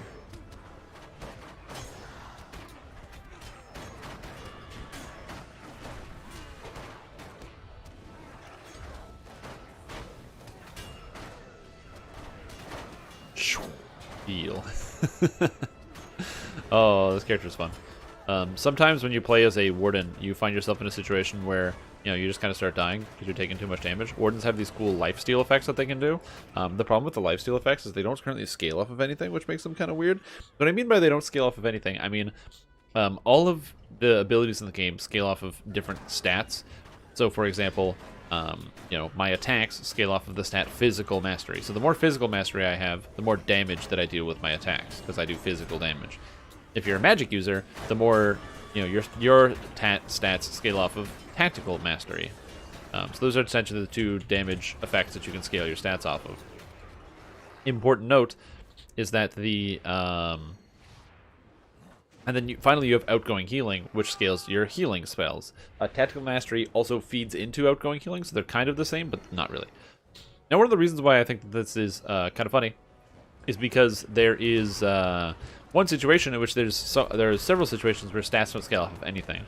And one of them is with the Warden. The Wardens have an ability to heal themselves with these like lifesteal effects, but the lifesteal effects for Warden actually don't do any healing whatsoever, which is hilarious. How do I have aggro? I do the most damage in this group. That makes sense.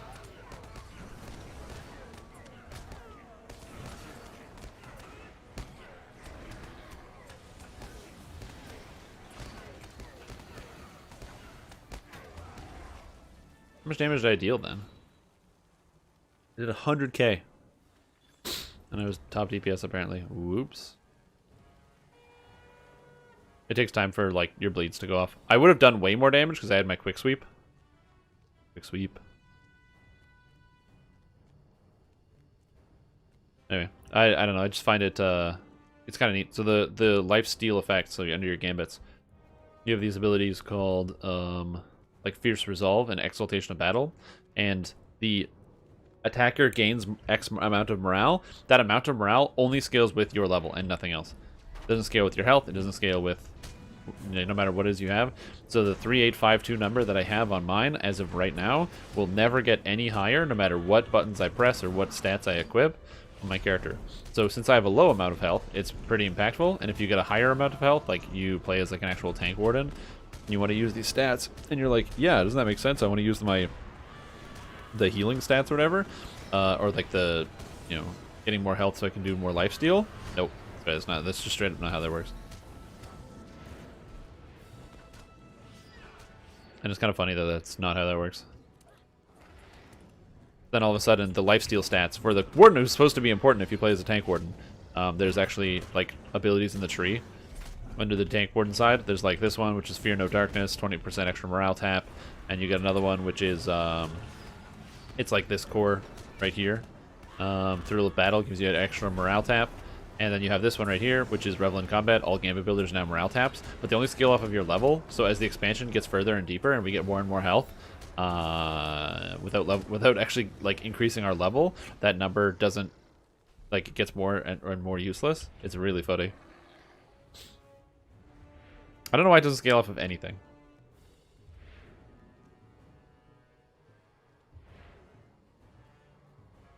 Fear me in all that I have created. Behold my magnificence and my greatest creation. Graz and Ulk, crush them! Surprised that saddle works.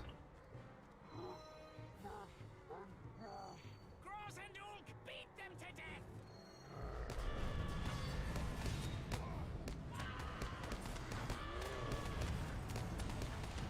He phases. Look at my damage. Bleed, sucker, bleed. Crush and smash them!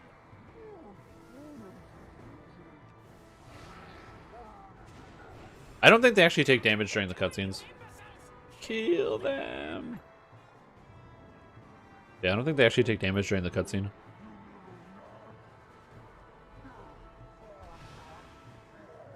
This is the blue flag? This is the blue flag. How dare you put me down! You listen to me!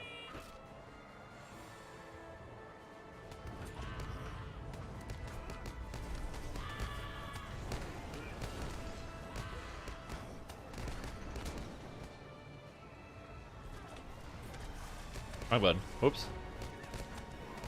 Hope that didn't count as range damage. No, it didn't. Okay, cool.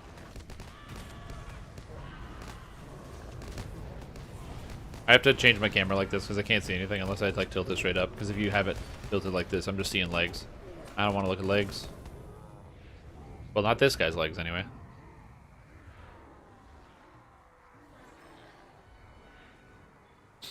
Oh man, look at all these shoes. I got shoes and shoes and shoes. Tank shoes too.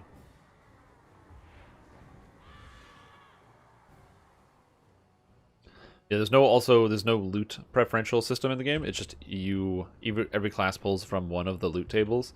So if you're an agility class, you pull from the agility loot table, regardless of whether you actually want agility loot or not, which is kind of interesting. Oh, might as well use burglar things, so I don't need any of these boots. So deconstruct. Deconstruct.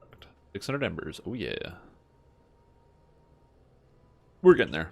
Yeah, there's a lot of interesting mechanics in this game of things that like either just don't work at all or could work but don't. I find kind of funny.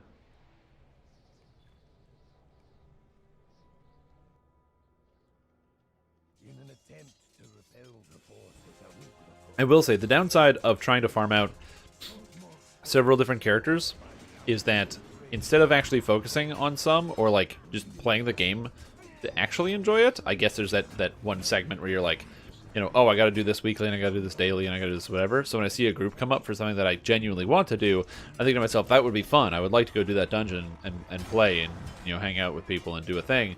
But then I'm also like, but it's not going to get me the scrolls / crystals / whatever I need versus the amount of time that I spend playing this game during the week, which is a reasonably large amount, but it's just not large enough, I guess.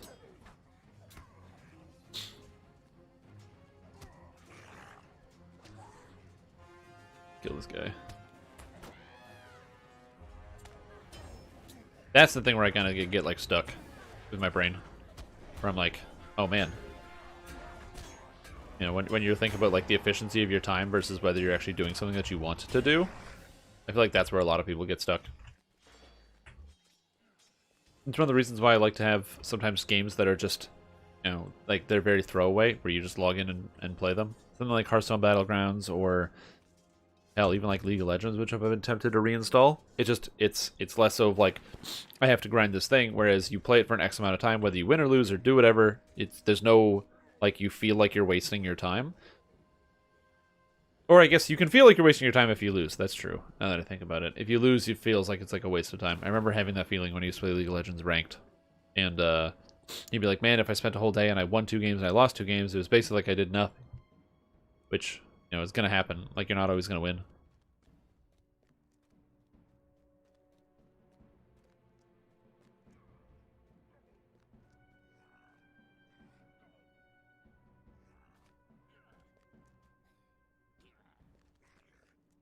Yeah, ARAMs. Never did. I did not do ARAMs. Like I did. I played some ARAMs when, you know, it's just like after you're done playing games and then people are like, hey, just let's do some ARAMs or something. So we're probably going to watch it on Monday, but there's a new video that Axel put out about the EG7 information. I'm curious as his take on the video. I usually don't discuss a lot of those things like that. Oh, there's the Chronicle. The DDO Chronicle. I haven't looked at that in a while. Festival has begun. The Winter Games are approaching. Read more about our winter event plans, including a new event on the DDO forums. Festival has arrived. There it is. Festival coins begin to appear. This was posted yesterday at 4:16 p.m. All right. So what do we got? Festival coins begin to appear December 3rd. The Festival Jesters appearing on December 9th. Festival coins stop on January 6th. And Festival Jester stops on January 13th. Resia Ice Games and Midwinter Festival. Wednesday, December 9th is when the Ice Games begin. So that is Wednesday of next week. And then it ends on January 5th. And early next year, we'll be debuting a new winter event. This will be your last chance to participate in Resia Ice Games and Midwinter Festival, called the DDO Winter Games. These events could return in some capacity in the future, but this will be your final opportunity to play them as part of a regular seasonal event. The rewards from these festivals will be brought into the new winter event, minus the crafting recipes and related crafting ingredients, which will no longer be used. We'll have more to say in the future, but we want to make sure you get the last chance to run the Resia and Midwinter event. So you will be able to go out and play the Resia event if you want to this year. It's not going anywhere, but apparently it is also not going to be staying for the future, which is exciting. That's kind of cool. Twitch, Shrimtom raids, blah, blah, blah. On YouTube, something happens. Let's talk shop. Talking about stuff that's on sale. Things are on sale. Borderman talks about the latest news on the weekly Wednesday lunchtime live stream.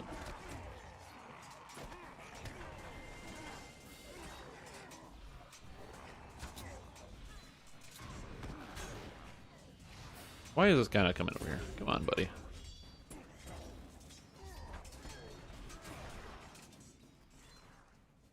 I'm straight up sitting, 100%. I'm sitting. If I was standing, I would do something animated right now, but I'm just sitting. I'm sitting down. Hold on. You know, make sure you're sitting down right now for this news. That's what we're doing.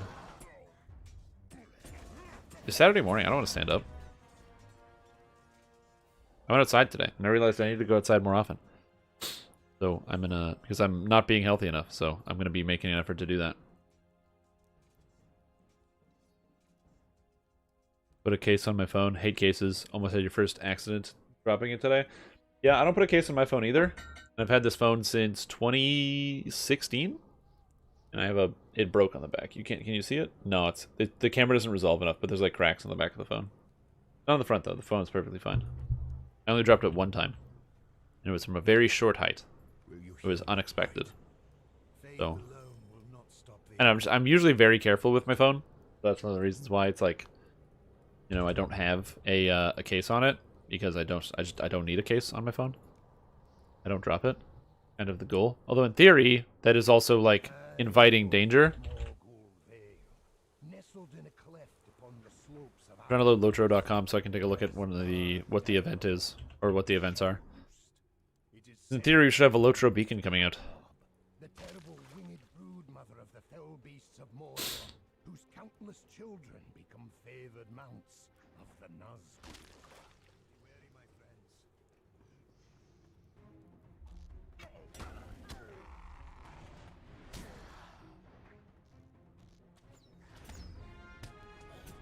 Yeah, the issue that I have is mostly just about like physical size. I don't like the fact that cases make my phone twice as big. That's the thing that's always bugged me. Is like you put a case in your phone and now your phone is like 2 or 3 times as big as it used to be.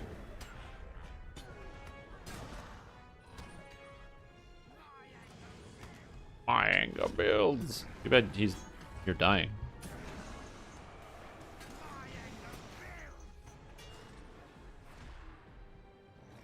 There it is. No. Go to Lotro.com. I want to go to Lotro.com without seeing ads to tell me to play Lotro.com.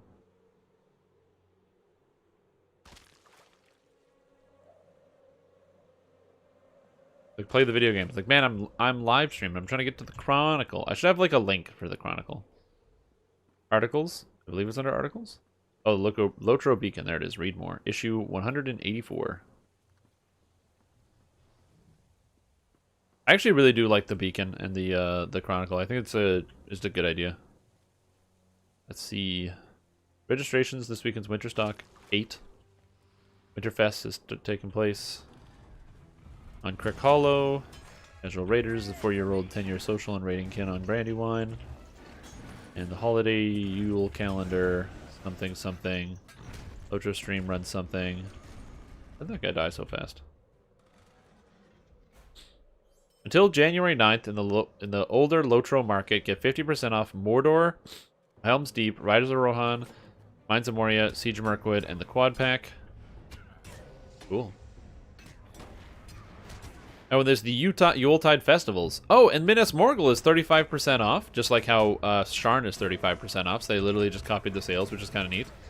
50% off the premium wallet. 75% off the area door bundle. Oh man, those deals are good. There's a lot of good deals in the Lotro store right now. That's sick. Faith alone will not stop the enemy.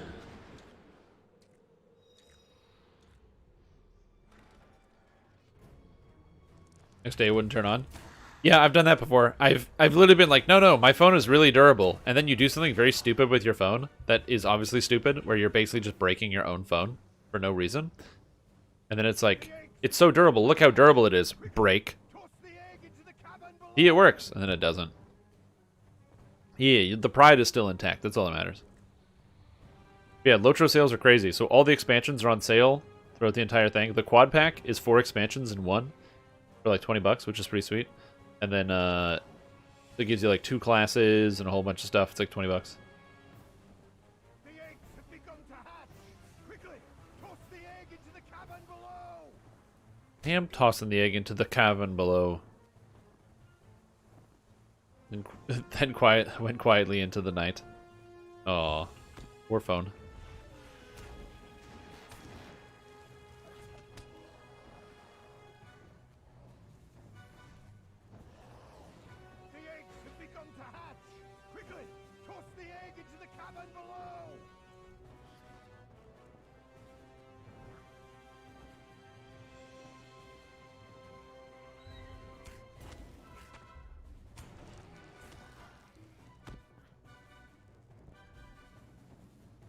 Yeah, I haven't broken that many phones. I've only broken one phone.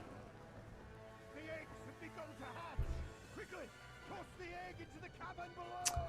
Oh no, I have broken 2 phones. Now that I think about it, I broke one phone by doing something similar to you, and I broke another phone because I didn't actually break the phone, but the phone was in my pocket, and I remember I was horsing around with some friends. And somebody was like kicking me in my leg, and they were kicking me right on my phone. And I was like, no. I was like, oh my god, and I freaked out. And then I pulled my phone out of my pocket, and the screen was all shattered. And they were like, oh, I'm really sorry. I'm like, well, you broke my phone. So for kicking me in the phone pocket, don't kick somebody in the phone pocket.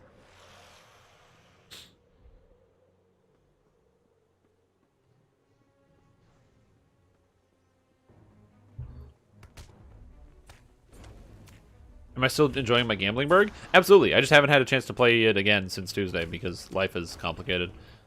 So I'm currently building up the items so I can have myself a second burglar, of which I will be gambling with.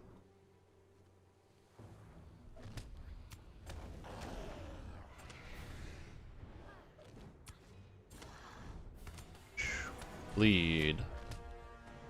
Lead. I was done. I need 2 more eggs. Give me eggs. No, I can't make it to the egg. I'm trying so hard. Ugh. Character can't make it over. Yeah, gambling works pretty fun. I'm going to continue to play that. I just wanted to get a if I take any time to skip doing some of the weekly events and quests, then I slow down my progress on actually completing the burglar. There's 2 steps. There's a leveling step, which is very important, and then there's the end game step, which is the getting all the gearing and stuff. And the leveling step is best done piecewise because the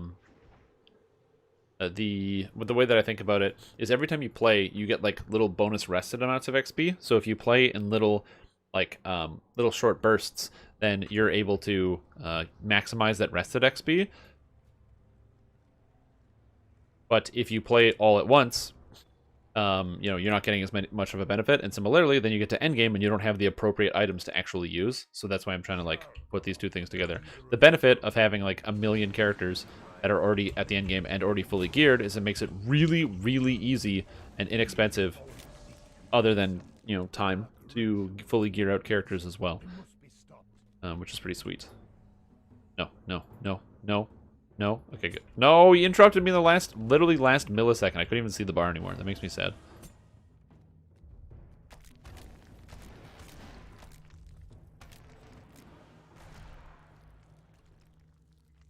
You get Valentina to pop in fresh baked. Keep running around, keep killing stuff. That's what I always do. If you see monsters that still exist, then you can get her to pop. I would do a few circles.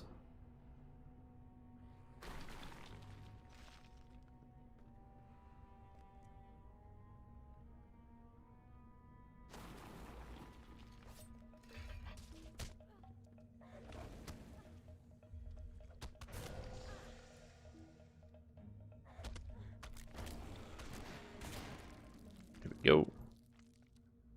Yeah.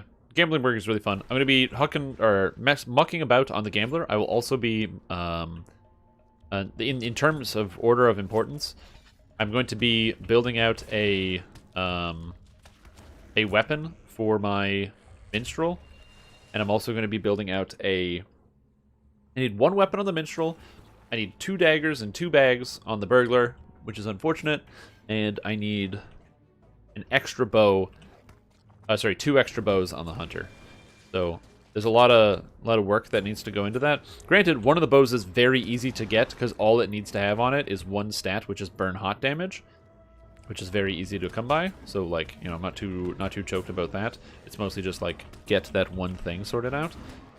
But because it is something that I need to sort out, I don't have a specified time frame for getting all this stuff done. It's kind of like something I'd like to have before the end. Like, I'm going to say I'm going to have all of these characters able to potentially be physically usable. End of the year is too soon. I'm going to say probably by end of January.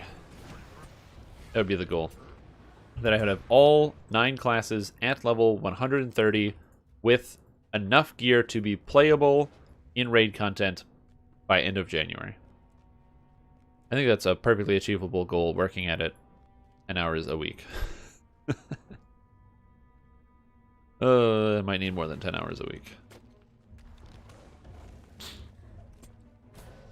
Major benefit is I think I can actually run my champion through these quests. And champion does things very, very quickly because of all the fantastic AoE that you get as a yellow champion. The only downside is I just don't play champion enough to be really good at it, and my character's still missing some of the gear. It's not like completely done because I haven't taken enough time to actually make like a spreadsheet and look through what I should equip. So that's complicated. It's the thought that counts. It's not about actually getting things done. It's about creating a plan and working on it. All you do is shing shing. That's true. Is there an Inquisitive build with at least 1 barb level? Yeah, it's called any Inquisitive build you want. Just throw a level of barb into it. If you have 41 points in the Inquisitive tree, it doesn't matter where any of your points or levels go. Case in point, you can make an Inquisitive monk. So yeah, you're fine. Why do you need a level of barb? For the move speed? For the run? For the go around? For the zip zap zop?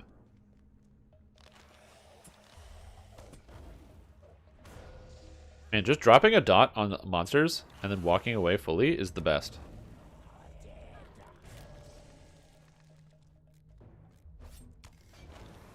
This is how you clear. You know what I mean?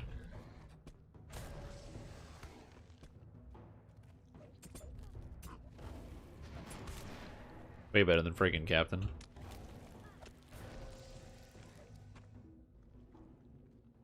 Razor Claw. Oh, yeah. Like, literally just go, like, 2 Artificer, 18 Rogue, 1 Barb. Inquisitive, no problem. You want to play a healer, do 2 Artificer, 17 Favored Soul, 1 Barb. All of that's literally the same. So this character is a Warden. Oh, I didn't even put that at the top there. Let me throw this on here. While I do this.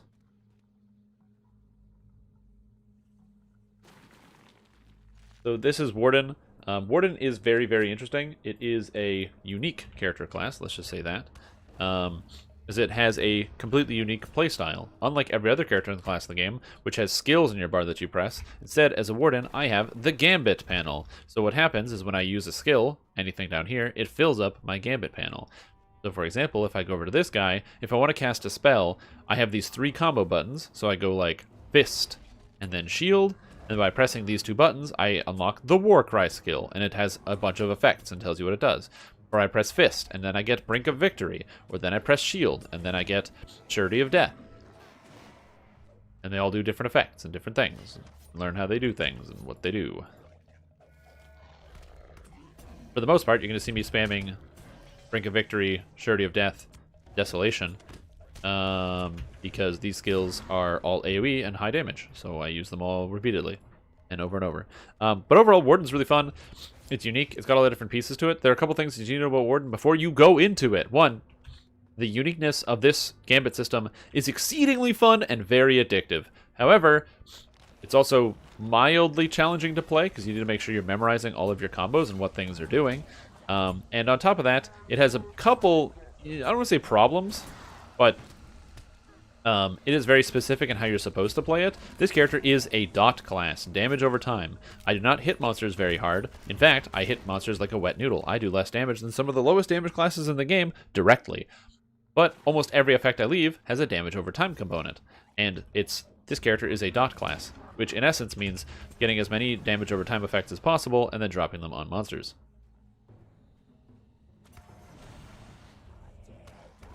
So you want to have basically like 15 damage over time effects rolling on monsters all the time. So it is less about damaging monsters and more about managing damage over time effects.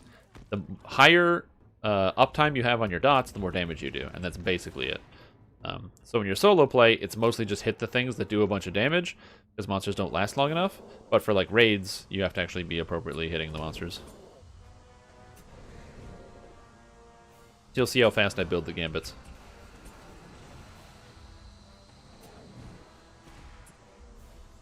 And that guy's already dead. It just takes practice to get used to it. Once you learn the pace and you pick up what skills you're supposed to use, it's not too bad. But there's 100% like a reasonable learning curve there to Warden, and it's probably the hardest class in Lord of the Rings Online to learn. However, because it is one of the hardest classes to learn and it is kind of confusing, and Warden players are literally a special type of player. Like there's like a certain brain chemistry that once somebody gets to an endgame Warden, they like their brain switches and they just like you become a Warden player. If you want to learn, people have made guides upon guides upon guides about how to do it. So there's tons of really good resources and information to help you learn it if you want to become a really strong and powerful Warden player. But it's not a simple journey. Faith alone will not stop the enemy. Today, it starts with, you know, oh, I'm learning some gambits and I'm leveling the character. Tomorrow, it starts with, how can I get an extra dot because I only have 22 damage over time effects on the target? How do I get another dot? Dot is short for damage over time, if you're unfamiliar with the lingo.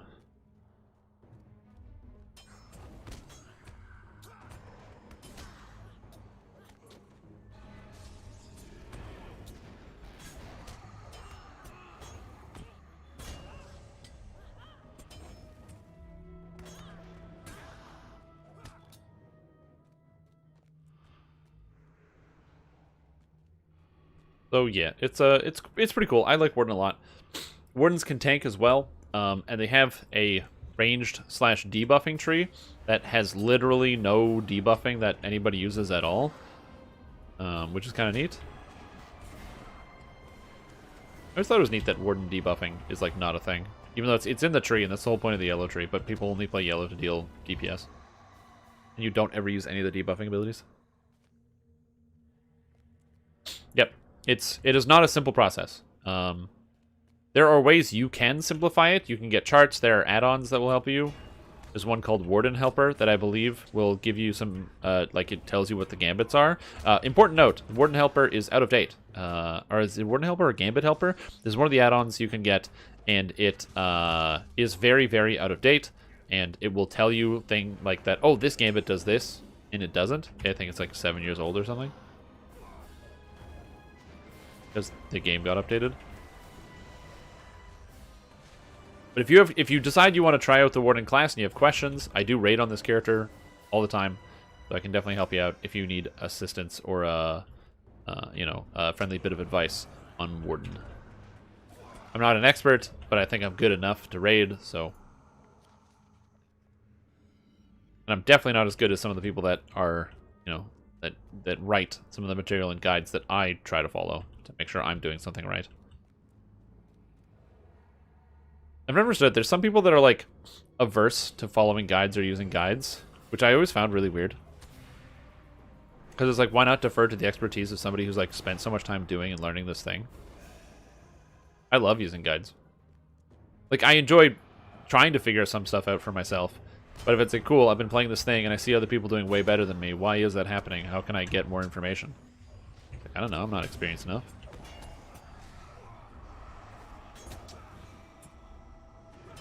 Oops.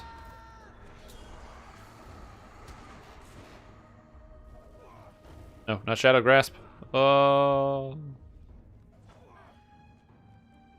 Yeah, that guy's dead. I was getting the chat at the front started.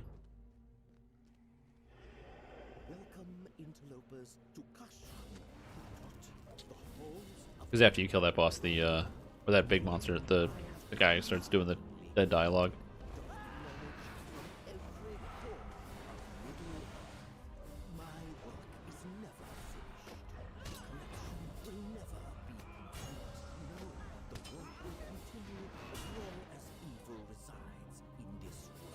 That's right, summon stuff. Jerks. You're bleeding to death anyway. The spirit dies when they die, right? Yeah, okay, good. Yeah, so it's not that simple, but it is quite fun and it is quite engaging, so. Wardens are also currently one of the worst tanks for a bunch of reasons. Number one is tank buster mechanics. So tank buster mechanics are basically attacks that ignore the stats block, parry, and evade. Block, parry, and evade is a tank's ability to reduce incoming damage. However, due to the fact that block, parry, and evade can reduce a lot of damage, a lot of boss monsters are now equipped with tank busters. Attacks that ignore your block, parry, evade, so you have to take the damage. The problem is, most raid bosses use exclusively tank buster attacks and don't actually hit you. They hit you for very, very, maybe once in every 10 attacks is an actual hit, whereas the rest of them are just straight tank busters. A great example is Bratha Tasak, the first boss of Remerchant, or Remerkant, as it's apparently supposed to be pronounced, who literally doesn't even hit you and only uses tank busters. So you can't block, parry, or evade that boss. So if you're a monster or a player that uses block, parry, evade, like Guardian or Warden, you get demolished by it versus a Bjorning or a Captain who just self-heals. That's how you manage monsters hurting you. You just heal through the damage, which is way more effective. However, it's basically like every boss. Shelob is you can't block, parry, evade her attacks, so she just hits you. Ranalure, you can't block, parry, and evade that guy. He just hits you. So it's like a major problem. And Warden, being all block, parry, and evade, with the appropriate buffs, is able to max out block and evade, and work really close to getting your maxed out parry chance. But against most bosses, that doesn't work. And then the idea is then, so if you need to out-heal mechanics, Wardens also have the power to self-heal as tanks. They're like kind of self-sustaining tank-type characters. However, they can't sustain well enough because that got nerfed and changed. So they are much less effective at doing that. So, yeah. Most people are not currently using Wardens at tanks in modern Lotro. If you do want to play as a tank, it is recommended to roll one of the more modern tank characters, such as the captain or, yeah, captain. Captain's pretty good. Which isn't to say that you can't do it, just that you will have trouble.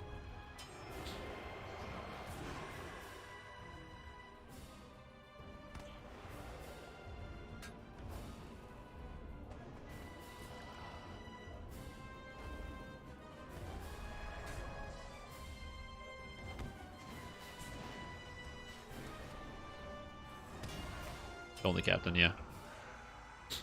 Yeah, Guardians exist. They are in the video game, guys. Don't if you have friends who have Guardians, like that's just a character, that's a class on their account, don't bully them for it. Not their fault that they're playing a class that has like a tank title in the name, and it's not very good. You know, just let them be at peace with their antiquated class with old design. I mean, you can do some cool things on Guardian now. They have that break rank skill, which is completely the opposite of what Guardians are supposed to do, which is kind of cool. I guess it doesn't really fit within the theming of Guardian, but it is powerful nonetheless. Break ranks is basically Guardians reduce their own defense to increase the offense of their party members, which is like not. Like, if you just think of Guardian, that just doesn't sound right. It's like, even though, like, the word break ranks for the skill. Why would the Guardian break ranks? The Guardian made the ranks. That's the whole point.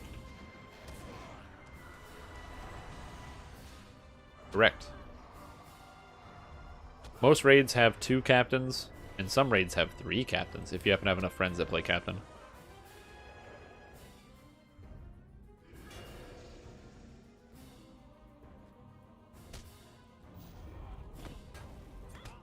Bjornings make pretty good tanks now.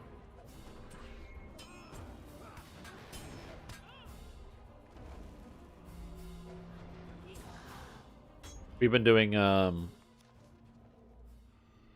we've been running around. If we can possibly have captain tanking, we do it. But problem is as far as I know, we only have 2 captains in the guild that can tank, and or we don't have that. We don't have enough captains basically in the guild, so we don't always use captains. So we do end up using guardians and stuff because people had guardians from the past, the distant past, in this weird world where tank mechanics were slightly different. One of the things I actually want to look into is look at the efficacy and power of resistance rating. So resistance rating is really neat because it reduces the damage you take from damage over time effects and stuff. And my resistance rating is garbage. I wonder what the actual amount of value you can ascribe to resistance rating because of how many crazy damage over time effects there are that kill players. As an example, there is a damage over time effect in the new raid called Confounding Poison, and it does a lot of damage, okay? Oh, shit. Kick, boot. There we go. Oh, I knew I was going to get it. But there are a lot of damage over time effects, and it makes me wonder how useful resistance is on a DPS once you've already maxed out all your DPS stats.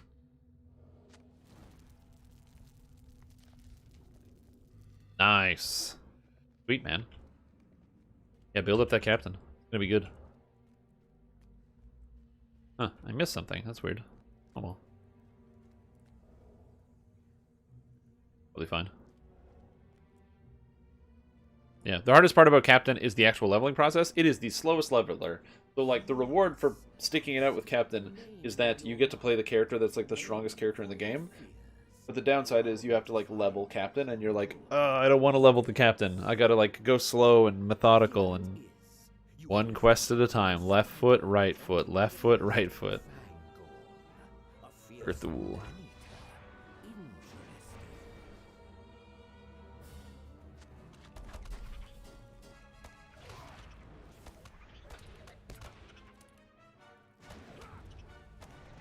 No, none of your massive web. I don't know what Vile Theft does, but I can't stop it, so.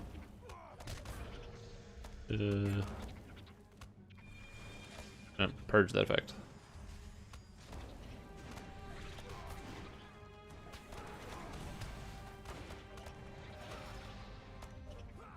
Okay, I did not want to do that attack that I just did. But whatever, it's fine.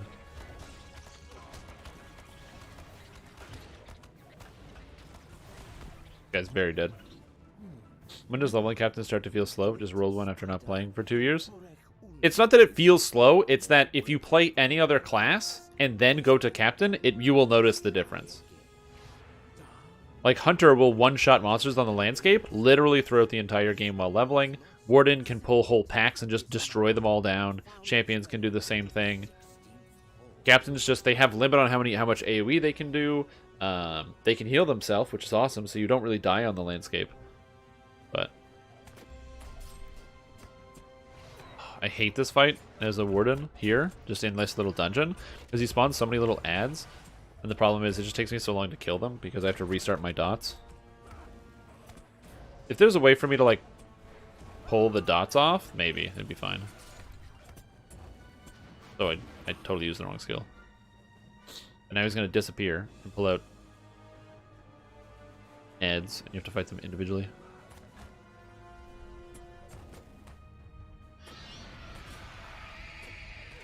Oh, I guess they don't really have that much health.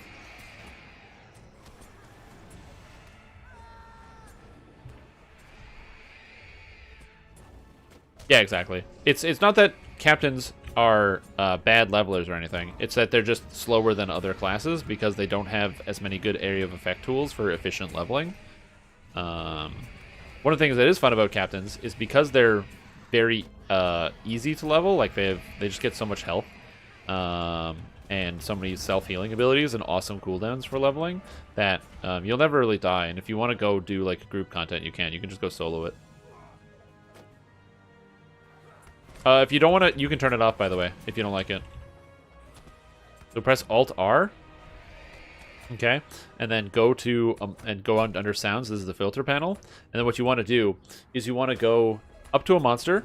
Okay, and then you want to, once you get to the monster, so go somewhere like in Bree or wherever, go up to a monster, and then hit record here, and then press the scream, and then press stop. So press your shout and then press stop. It'll find the screams. So for example, this screen, I have it filtered out. So now when I use my screams, you don't hear it.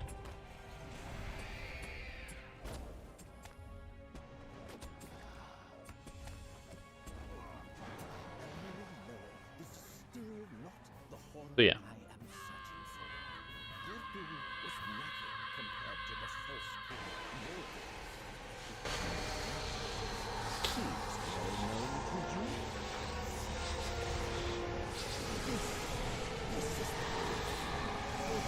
I think I accidentally clicked a fountain, so you can hear the fountain noise. It'll go away eventually.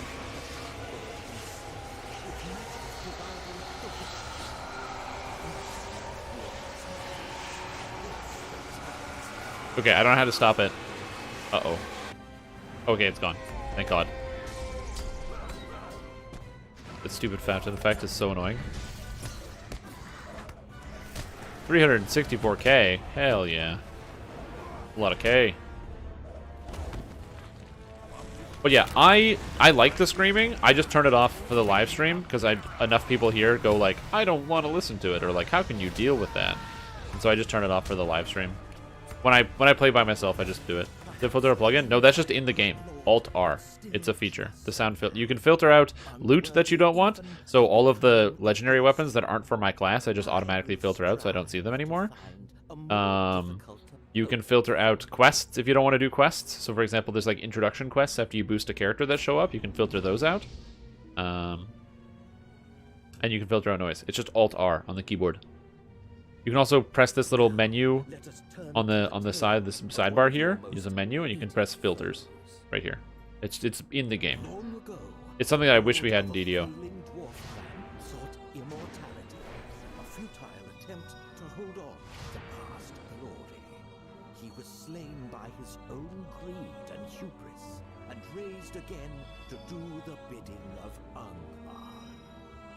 Yeah, most people didn't. I did it once on live stream, and I had like one of the actual Lotro staff come into chat and be like, that's a feature?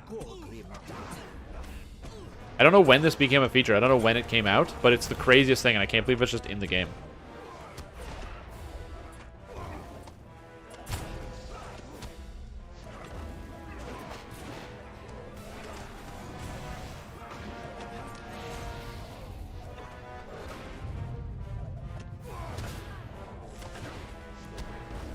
Of how Beavis and Butthead are not even helping.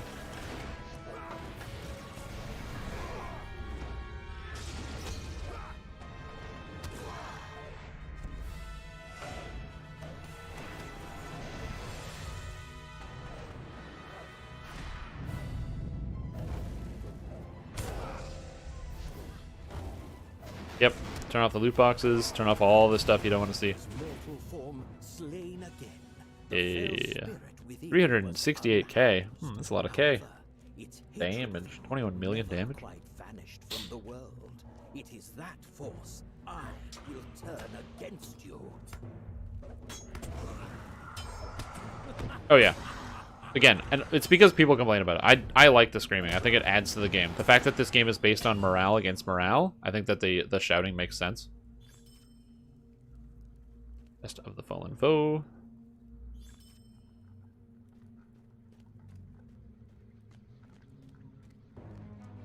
Yeah, I think the thing that gets me though is a bunch of people point to like Cyberpunk streaming mode and they're like, see, that it's your own fault if you get DMCA'd on Twitch or something. And it's like, oh, you mean a game that's literally fictional? Like Cyberpunk is yet to release and might even it might get pushed again into like next decade.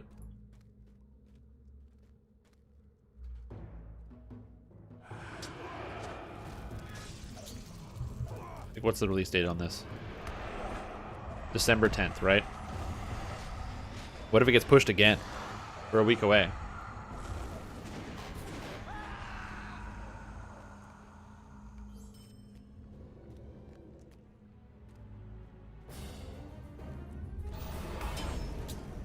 When does it actually release on the day?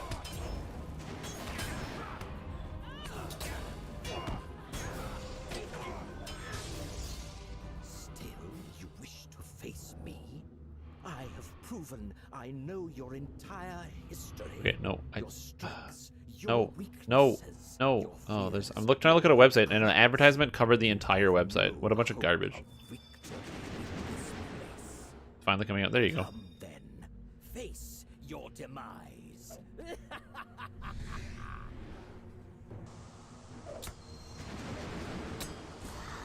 Let's see. The game comes out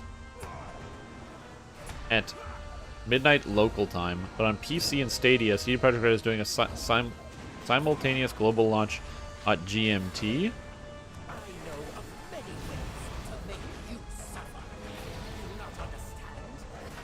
Wait, when does the game come out?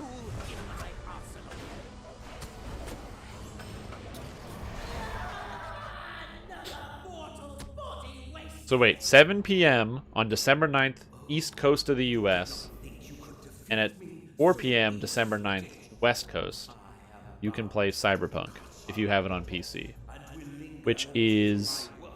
the 9th is Wednesday. Alright, well I guess then I gotta set up the stream for next week. Wednesday at 7, we're playing Cyberpunk.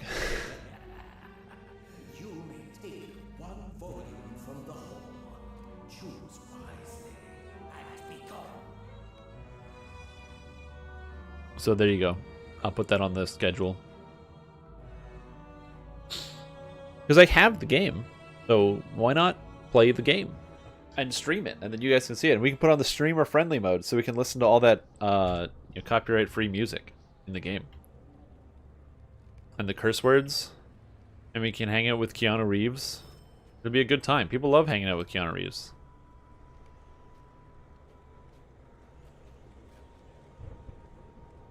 Boring. Well, I don't usually stream on Wednesday nights, so it'll be something different. We'll just stream during the day, and then it'll just be tacked on. It'll be like an extra extended live stream. I know. But like, copyright-free music is just one of those things that, you know, I think is a fine idea, but then what do you do when you can't actually get copyright-free music? Because the copyrighted-free music, you know, could potentially get bought and then no longer be copyright-free. That's right. That's what I think about all the time, where I'm like, it's copyright-free, but then there's like these big air quotes on copyright-free. Big air quotes.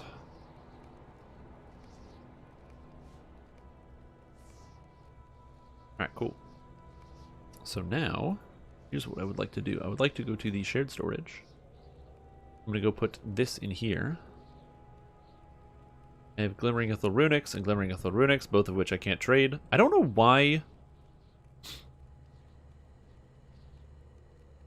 If you destroy something, it goes into the... I'm going to test this out. I believe this is how this works.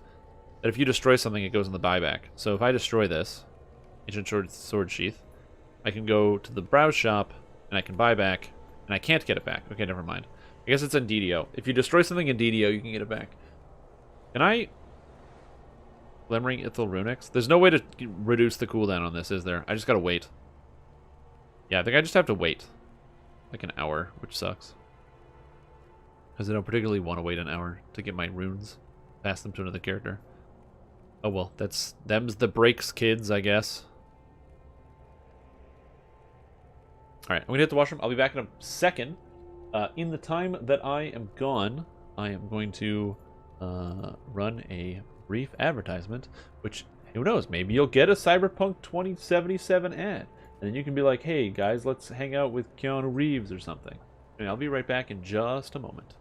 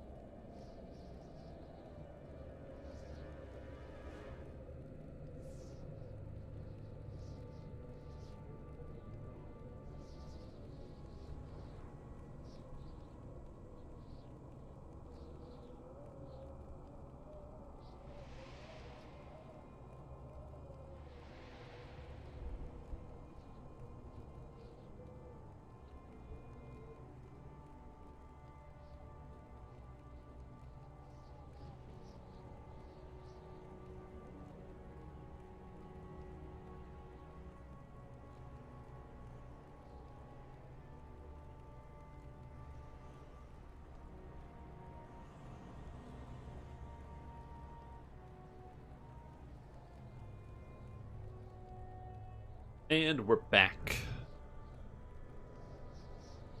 I'm curious as to actually, I don't even know what what's in the soundtrack.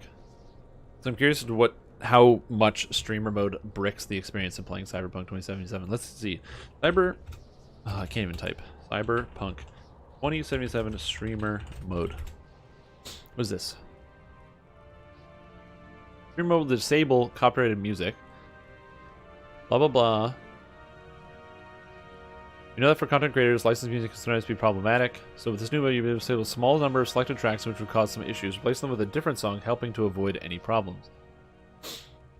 The feature will be able to be toggled. PC players will be able to turn it on or off in game options.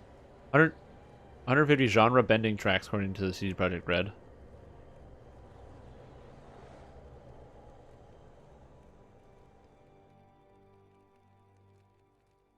Very interesting.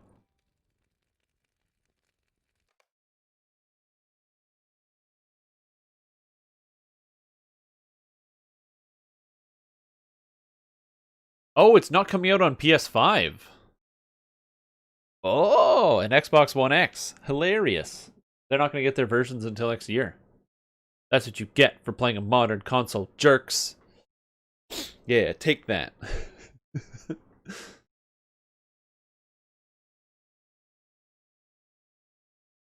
That's actually really funny. Kind of surprising, actually. Like, it makes sense that they would want to take some extra time to have it be properly optimized. They said that essentially if you buy the copy of the game, you can play it on both consoles, but yeah.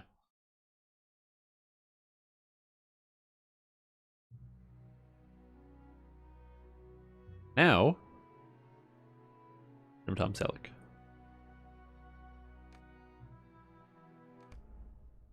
God, I love that outfit. It's so good. Having him wear basically nothing important.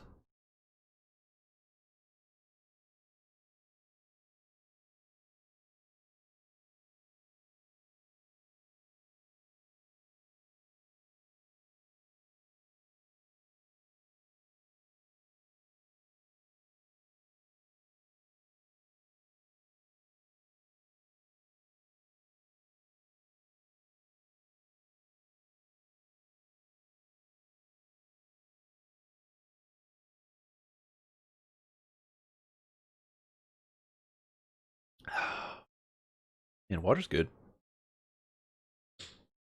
I definitely drink way more water now that I'm live streaming. It makes me wonder what the effect on my health is from drinking more water. If it's good or bad. Well, obviously good, but like, I don't know. I just don't remember drinking as much water as I do right now. It makes me think about like, oh no, what are the consequences of drinking more water? Sounds like a really stupid question or a stupid thing to say, but just something I think about, I guess. Okay. I need to go to the milestone. I'm curious as to why we do bind at milestones. Does anybody know the history of that in the Lord of the Rings Online? Because it's always been a milestone, ever since day one. In fact, you know, it was literally your milestone skill as opposed to, you know, when you, like the way it is now where you have the multiple milestone skills, it was just the one. I don't know why we bind at a milestone. I guess a milestone is supposed to be like, just if you think about the word milestone, it is an indicator of progress and it marks your progress in the world. I guess just to rebind your milestone as you go places to set a new milestone for yourself. You're drinking enough. Yeah, for sure. But it's one of those scenarios where, like, I guess I don't know what the consequences are.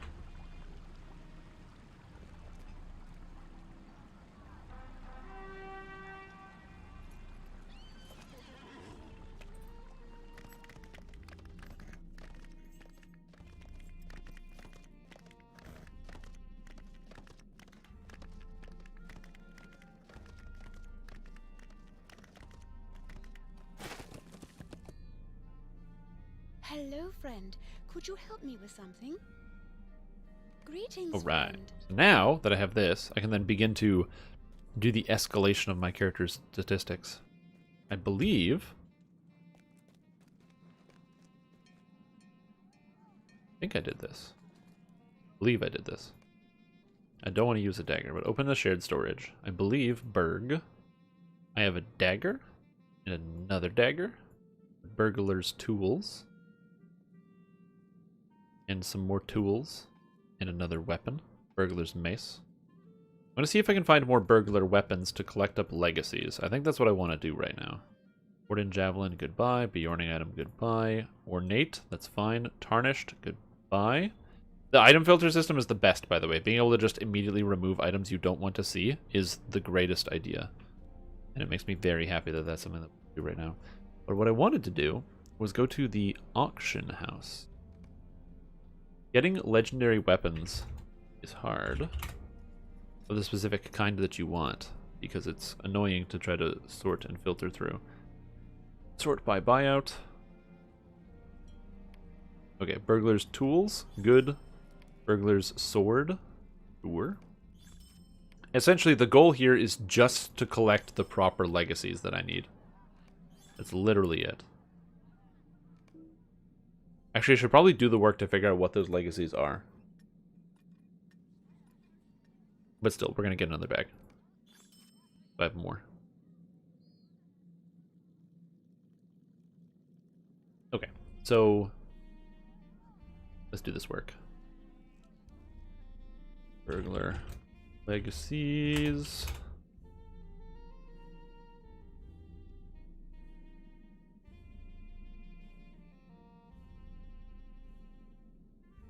Notepad, notepad. Notepad. And let's show the screen. There's me. How come you're not using any UI skins and add-ons? Auction house window is like 4 times the size. I don't know. I just never did. I do have a recommendation.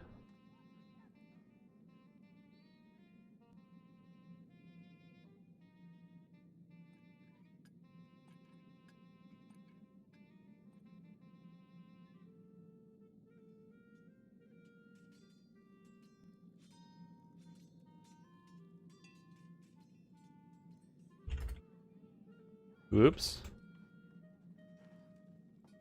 Okay, so what are we doing here?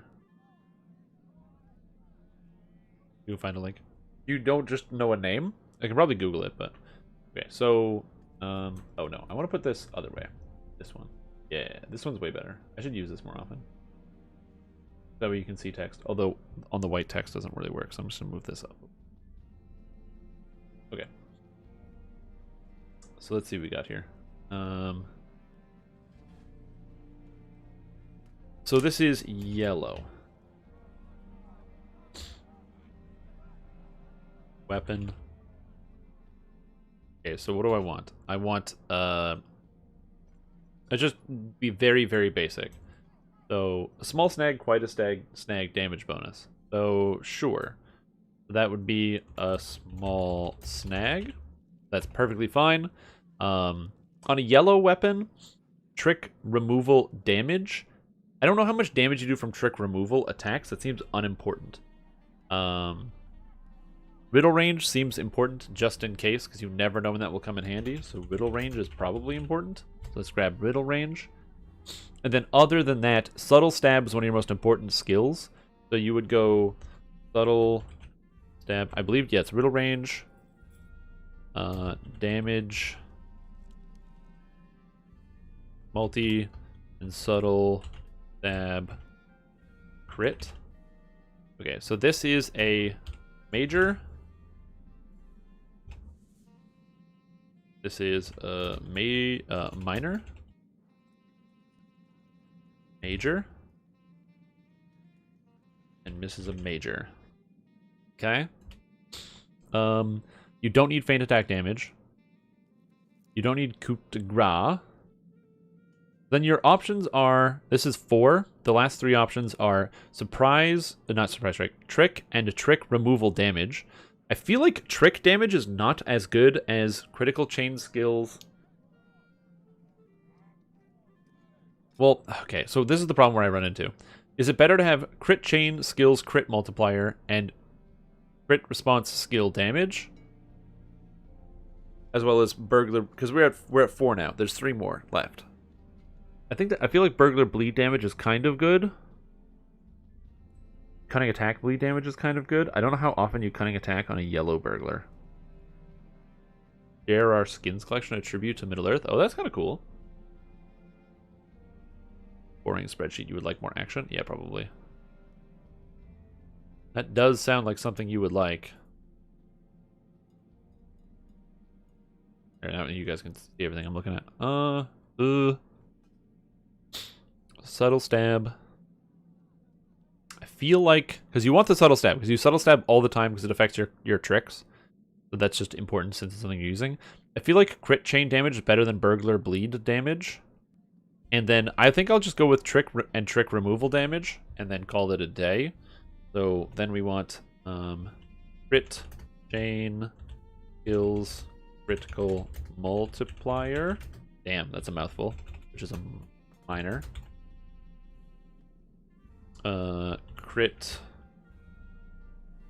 Critical response skill damage, which is major. And you want trick and trick removal damage, which is a minor. 1, 2, 3, 4 majors and 3 minors, which is perfectly appropriate, so we're good. And then bag. So what goes on the bag here? So 100% addle induction multiplier minor. Do you want that 100%? Clever retort damage and healing. I don't know how often you even use clever retort, so we're gonna hold on that. Dust in the eyes mischance is probably fine. Okay, so trick duration. Trick duration. You obviously want trick duration, which is a minor. 100%. You want reveal weakness range, which is a minor. Which is good. 5 days until Cyberpunk? I know. It's exciting. Oh, I gotta scroll this up a little bit. There we go.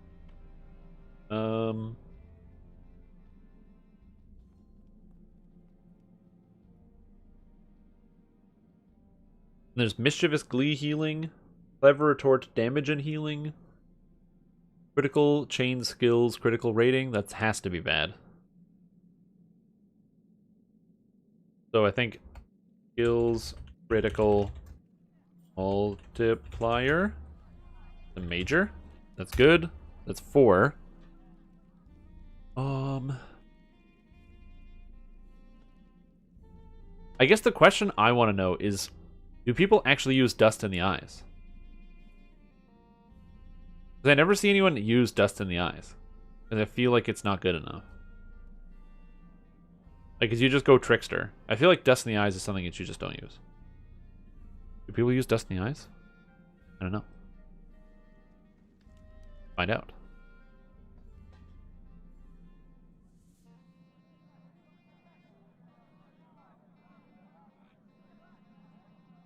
People use...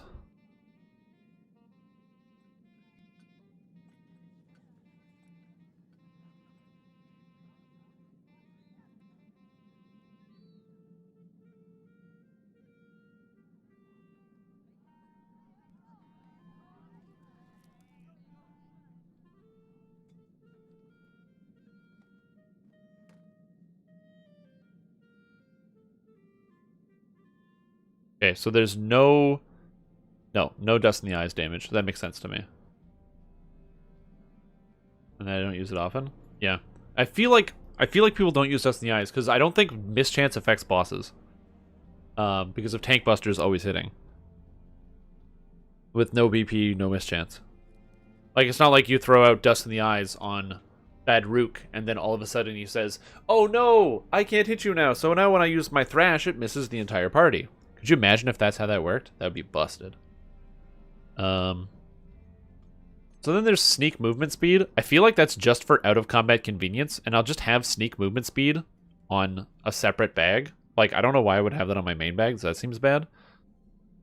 Surprise strike damage also seems bad for a yellow burglar who can't surprise strike effectively in combat because you can't drop the stealth, and provoke is a higher damage skill anyway. So I just feel like that would be a waste of time. So I feel like the answer is positional damage, because positional damage is amazing. Which is a major. And then I'm probably just going to go with Clever Retort healing and Mischievous Glee healing. I don't think that those are good skills. I don't think that you should be removing your tricks off of monsters. But I am curious to investigate, and the cost of changing it is 30, what do you call them? Coins. So it's not a big deal. So let's change this up. So this is a Clever Retort damage, which is a minor. Clever, oops, that's not how you spell that. Retort. And then the 7th is, how much does Mischievous Glee do? Can I check that? Can I determine this? Yes, I can. In-game. Aha. Mischievous Glee currently is 10% of maximum morale, breaks target. So restore your morale by removing an active trick from a froze. The skill will never miss. So it restores 10% morale, and I believe it upgrades. Mischievous Glee, Mischievous Delight, and Clever Retort apply buffs to their fellowship. And I believe there's somewhere becomes Mischievous Delight. Mischievous Delight is Mischievous Delight Lotro.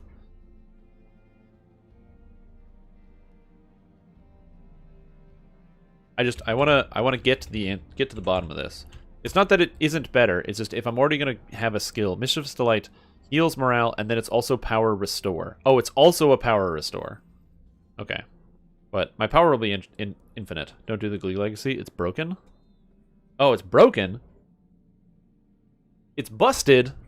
No, that makes me sad. How is it broken?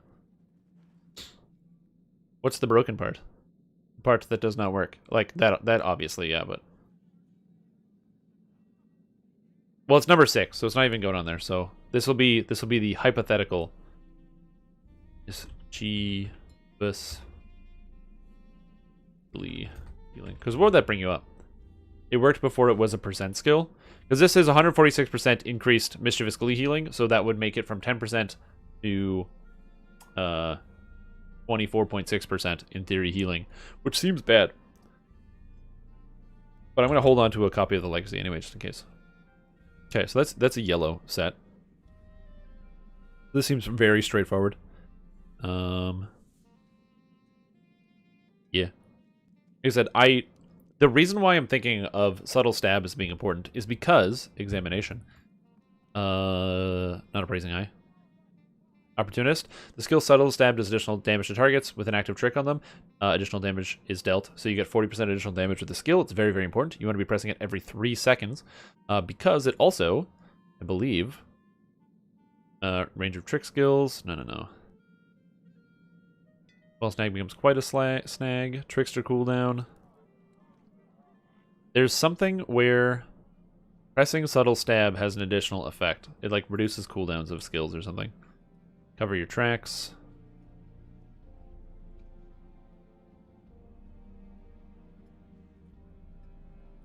No. There's something in here. Grace period of crowd control effects. That seems important. Grace duration of tricks. That also seems important. Regular's antidote also just seems good. I swear, there's something I'm missing with subtle stab.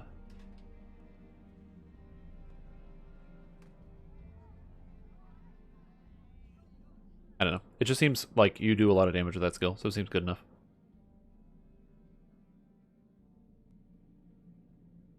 Anyway. Otter. Thanks. Want to become famous? Nah, B, I am famous. Get out of here. Buying followers. No way. Yeah, something to think about. I will take the time to, like, the way that I like to do it for the process here is I want to take what I think it's supposed to do and build on that and see the effectiveness. And then once I've taken the time to go my own path and build my own thing, compare and contrast with experts, people that really know how to play their craft, and ask them questions, because then I'm already informed on decisions. I can already say, like, when somebody explains something to me and they explain to me a concept or an idea, and they go, oh, you should be using this skill because of X buff, I'm familiar with it, and then I can go, oh, okay, so this is important. Can you tell me why that's important so I can understand better? It, like, gives me, like, a baseline. I don't know. I like to do my research first, if that makes sense, to read through things. So, by experimentation and building and all sorts of other stuff. Anyone for, if I can bring this guy, I am free. If I can bring this character to a Reiko, I'm free. That'd be sweet. So that seems fine. So now let's take a quick look at next step, which is I am no longer looking for a yellow ability. I am looking for red burglar stuff. Red. The weapon. What goes onto a red weapon? So let's see. Coup de Grace. I don't know if you use Coup de Grace, but it looks like it's good damage. So Coup de Grace, and you can animation cancel it, considering it's a triple. That's a minor. Feint attack damage seems good. Attack, which is a major. Crit, chain. Oh my god. I'm just copying and pasting this. I'm not dealing with this madness.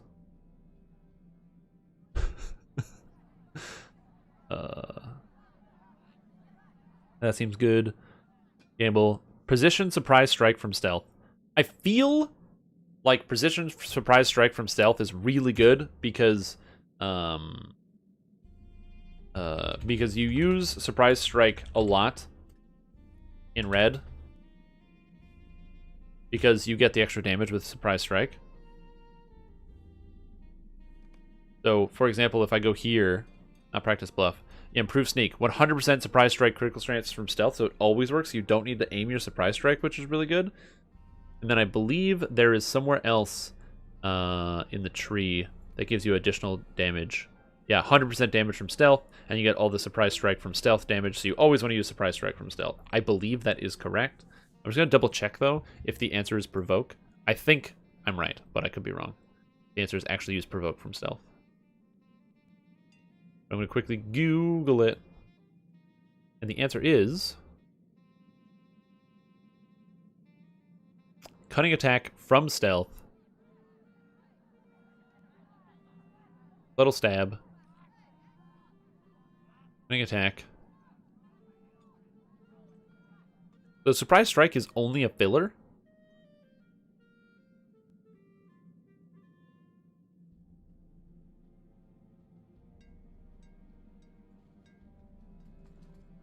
Is Surprise Strike that bad that you would never use it?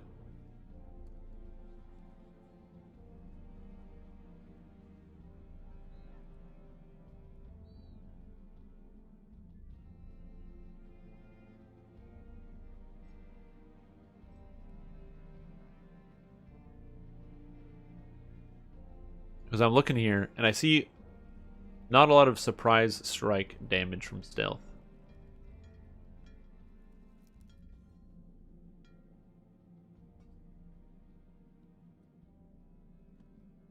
I feel like apparently the Burglar bleed damage is more impactful. Which means, what do you want?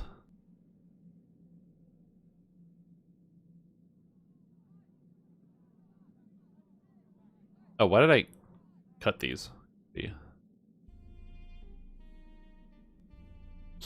So then, in theory, it would be 1, 2, 3, 4, 5, and Subtle Stab as well.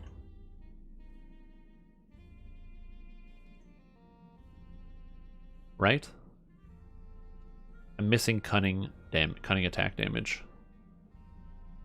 Oh, how do you get cunning attack damage in here? What do you cut? Coup de grace damage, feint attack damage, position surprise strike from stealth damage. Interesting.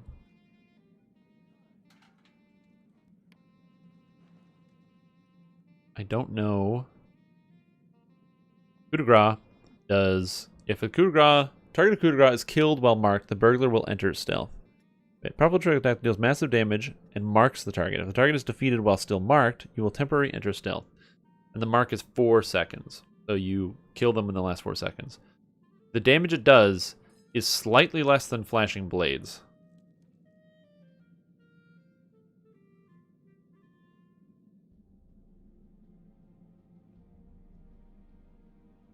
Yeah, for sure. I just to understand why. You can obviously use a weapon swap for when you use coup de grace. Because the bleeding is obviously more important, because on Red Burglar, you're using both Gambler's Advantage, triple stack, plus Cunning Attack. And the Cunning Attack bleed is like the most important thing. So there's no illusion here about what is the best. Also, something I learned, Relish and Battle's heal, this effect right here, 221 morale, is identical to the heal from Bob and Weave, which I didn't know. So that's kind of neat. I don't know why those numbers are the same, but it's not useful.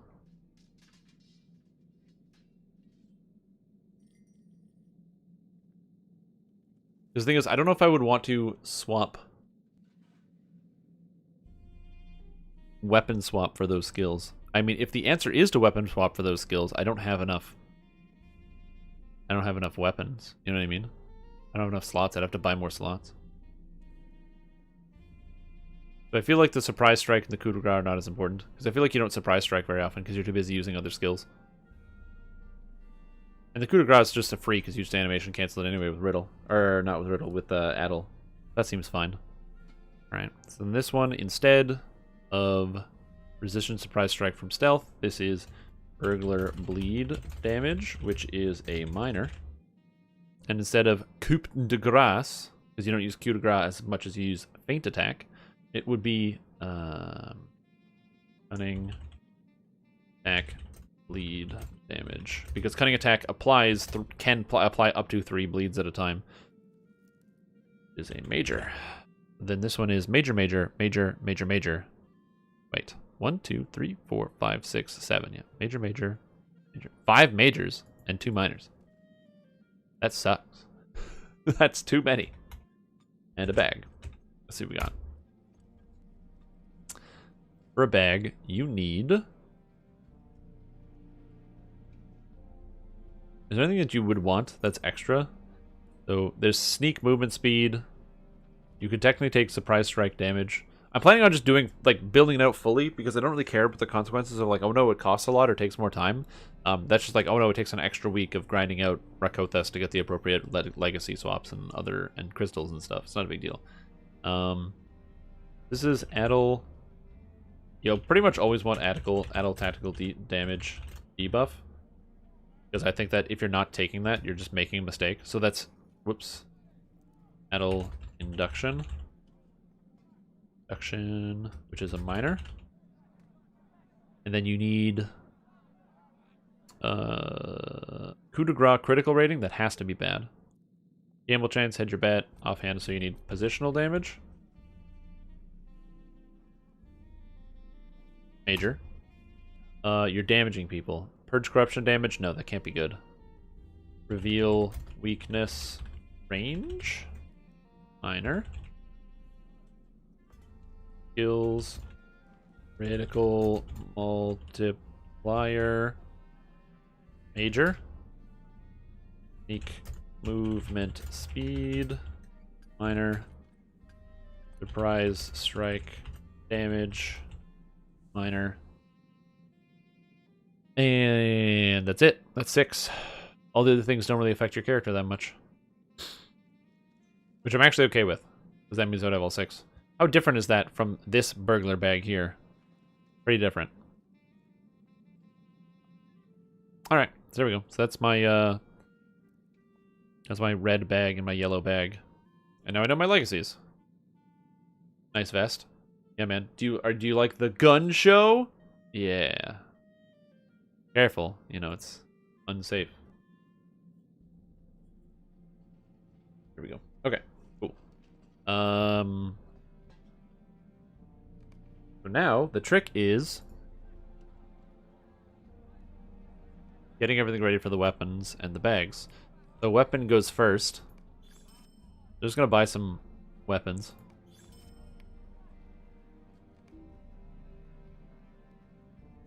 AFK until raids. Yeah, absolutely. I'm just sitting here until raids, basically. These are first stage things that give 7% power cost. Whoa. I thought some people like freak out. They're like, you gotta have a first stage. I'm like, yeah, I don't need this power cost. Thanks though. Specialize in skill, critical buff, no. Skills multiplier, no. Offhand critical rating, trick duration. Oh man. Those are expensive and have bad effects on them. That's always fun. Because you're learning things? Yeah, I'm glad. It's basically, you want to ask yourself, what is the percentage of time that you're going to be using an effect, especially when you're looking at, on your legendary weapon, like what percentage of time am I using the effect? And also, very importantly, do I have to have this on my weapon? The reason why I say that is because there are lots of times where you don't need to have an effect on your weapon. Case in point is sneak movement speed. You don't need to have that on your main legendary, because if you want to move faster, you just put it on and then press sneak and take it off. And it snapshots the sneak movement speed. So I will be using that legendary even on this character that is not designed to use it, because you just swap it in whenever you want. It doesn't actually need to be on your main legendary. But since the red burglar is so sparse on what it needs, it just fits anyway. So if I'm to pick weapons right now, the next step would be to go here and to grab my town services. The next step is to identify all of these items. So we're just going to identify all, identify. And it just identifies them for me. Okay, so if I am to build a dagger here, what I want on my yellow one is a small snag, which I got, critical response skill damage, which I also got. I have another dagger, regular dagger, which is subtle stab, damage multipliers, position surprise strike, and critical response. So that's another 2 out of 3. So I have 2 out of 3 daggers, so that's kind of cool. Cutting attack, bleed damage, I have all these different effects. So for example, let's say I have this dagger here. It is major, major, major, major, so I need 4 majors. So let's just say I slot this dagger, right? A small snag and critical response skill damage. Cool. So I slot this item here. What I want to also do is slot things that will go around this. So I have 1 and 2 abilities. I need to get 1 more major on this. So I'm doing it weapon first and then bag. Position, surprise strike, cutting attack, bleed damage, and surprise strike critical are all things that I don't particularly want on this weapon. I will be weapon swapping for the cutting attack, bleed damage, because as bad as that sounds on swapping every 10 seconds to do an attack, you swap way faster on other classes. So critical response skill damage on this sword, which what did I have here? Critical response skill damage already. So critical response skill damage I don't need. Small snag and persistent precise strike. Is that the same weapon? Yeah, it's literally the same. That's so funny. That's the same weapon. Cool. Faint attack damage. Nope.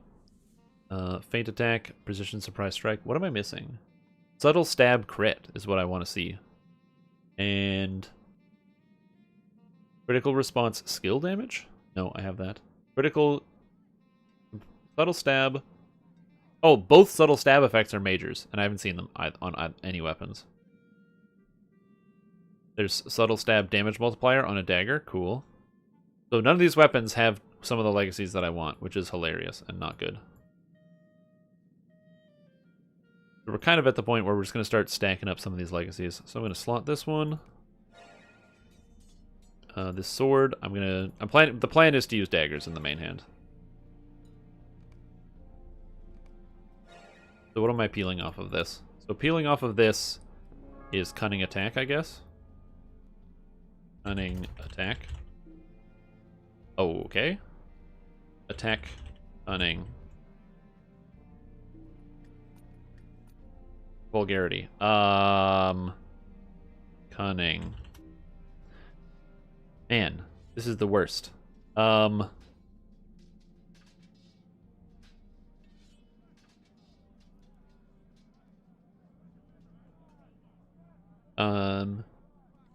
don't know what to call this.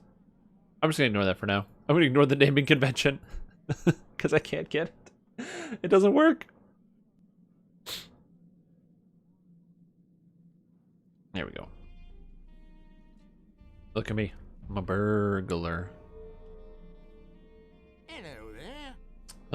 Yeah, I don't know. This might work. I'm basically going to be slowly building out these weapons, essentially by getting all of the appropriate legacies, and then hopefully getting them as I pick them up on the dagger. Things I 100% want to replace are surprise strike, critical damage rating, among other things. And then it said trick and trick removal damage will remain at the bottom. I feel like that's important and maybe appropriate, but maybe it's not. I don't know. Maybe the answer is just cunning attack, bleed, and burglar bleed. But then I can just weapon swap for the bleed, because my character won't. I don't know if you take both on a yellow. I'm assuming yellow also takes Gambler's Advantage, and maybe you also take aggravated bleeds, but I'm not sure. Because it's really good if you use bleeds. Plus, you can then also pick up roll the dice for the extra melee damage and critical damage. And you can also get the extra evade rating as well. But burglar bleed damage, Gambler's Advantage. There's a lot of good bleed stuff in blue that you just pick up.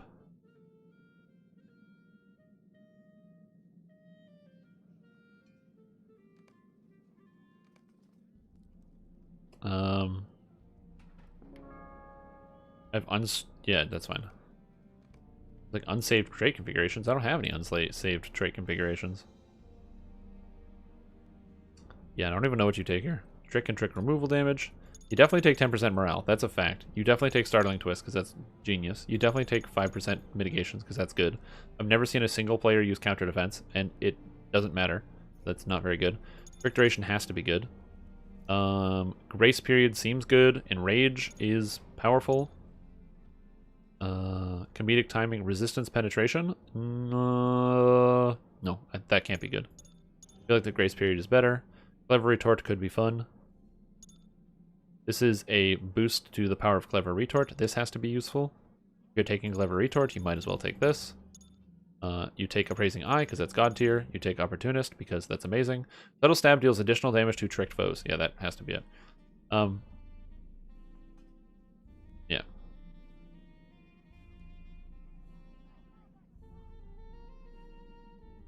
Cover your tracks is another bunch of morale and trickster.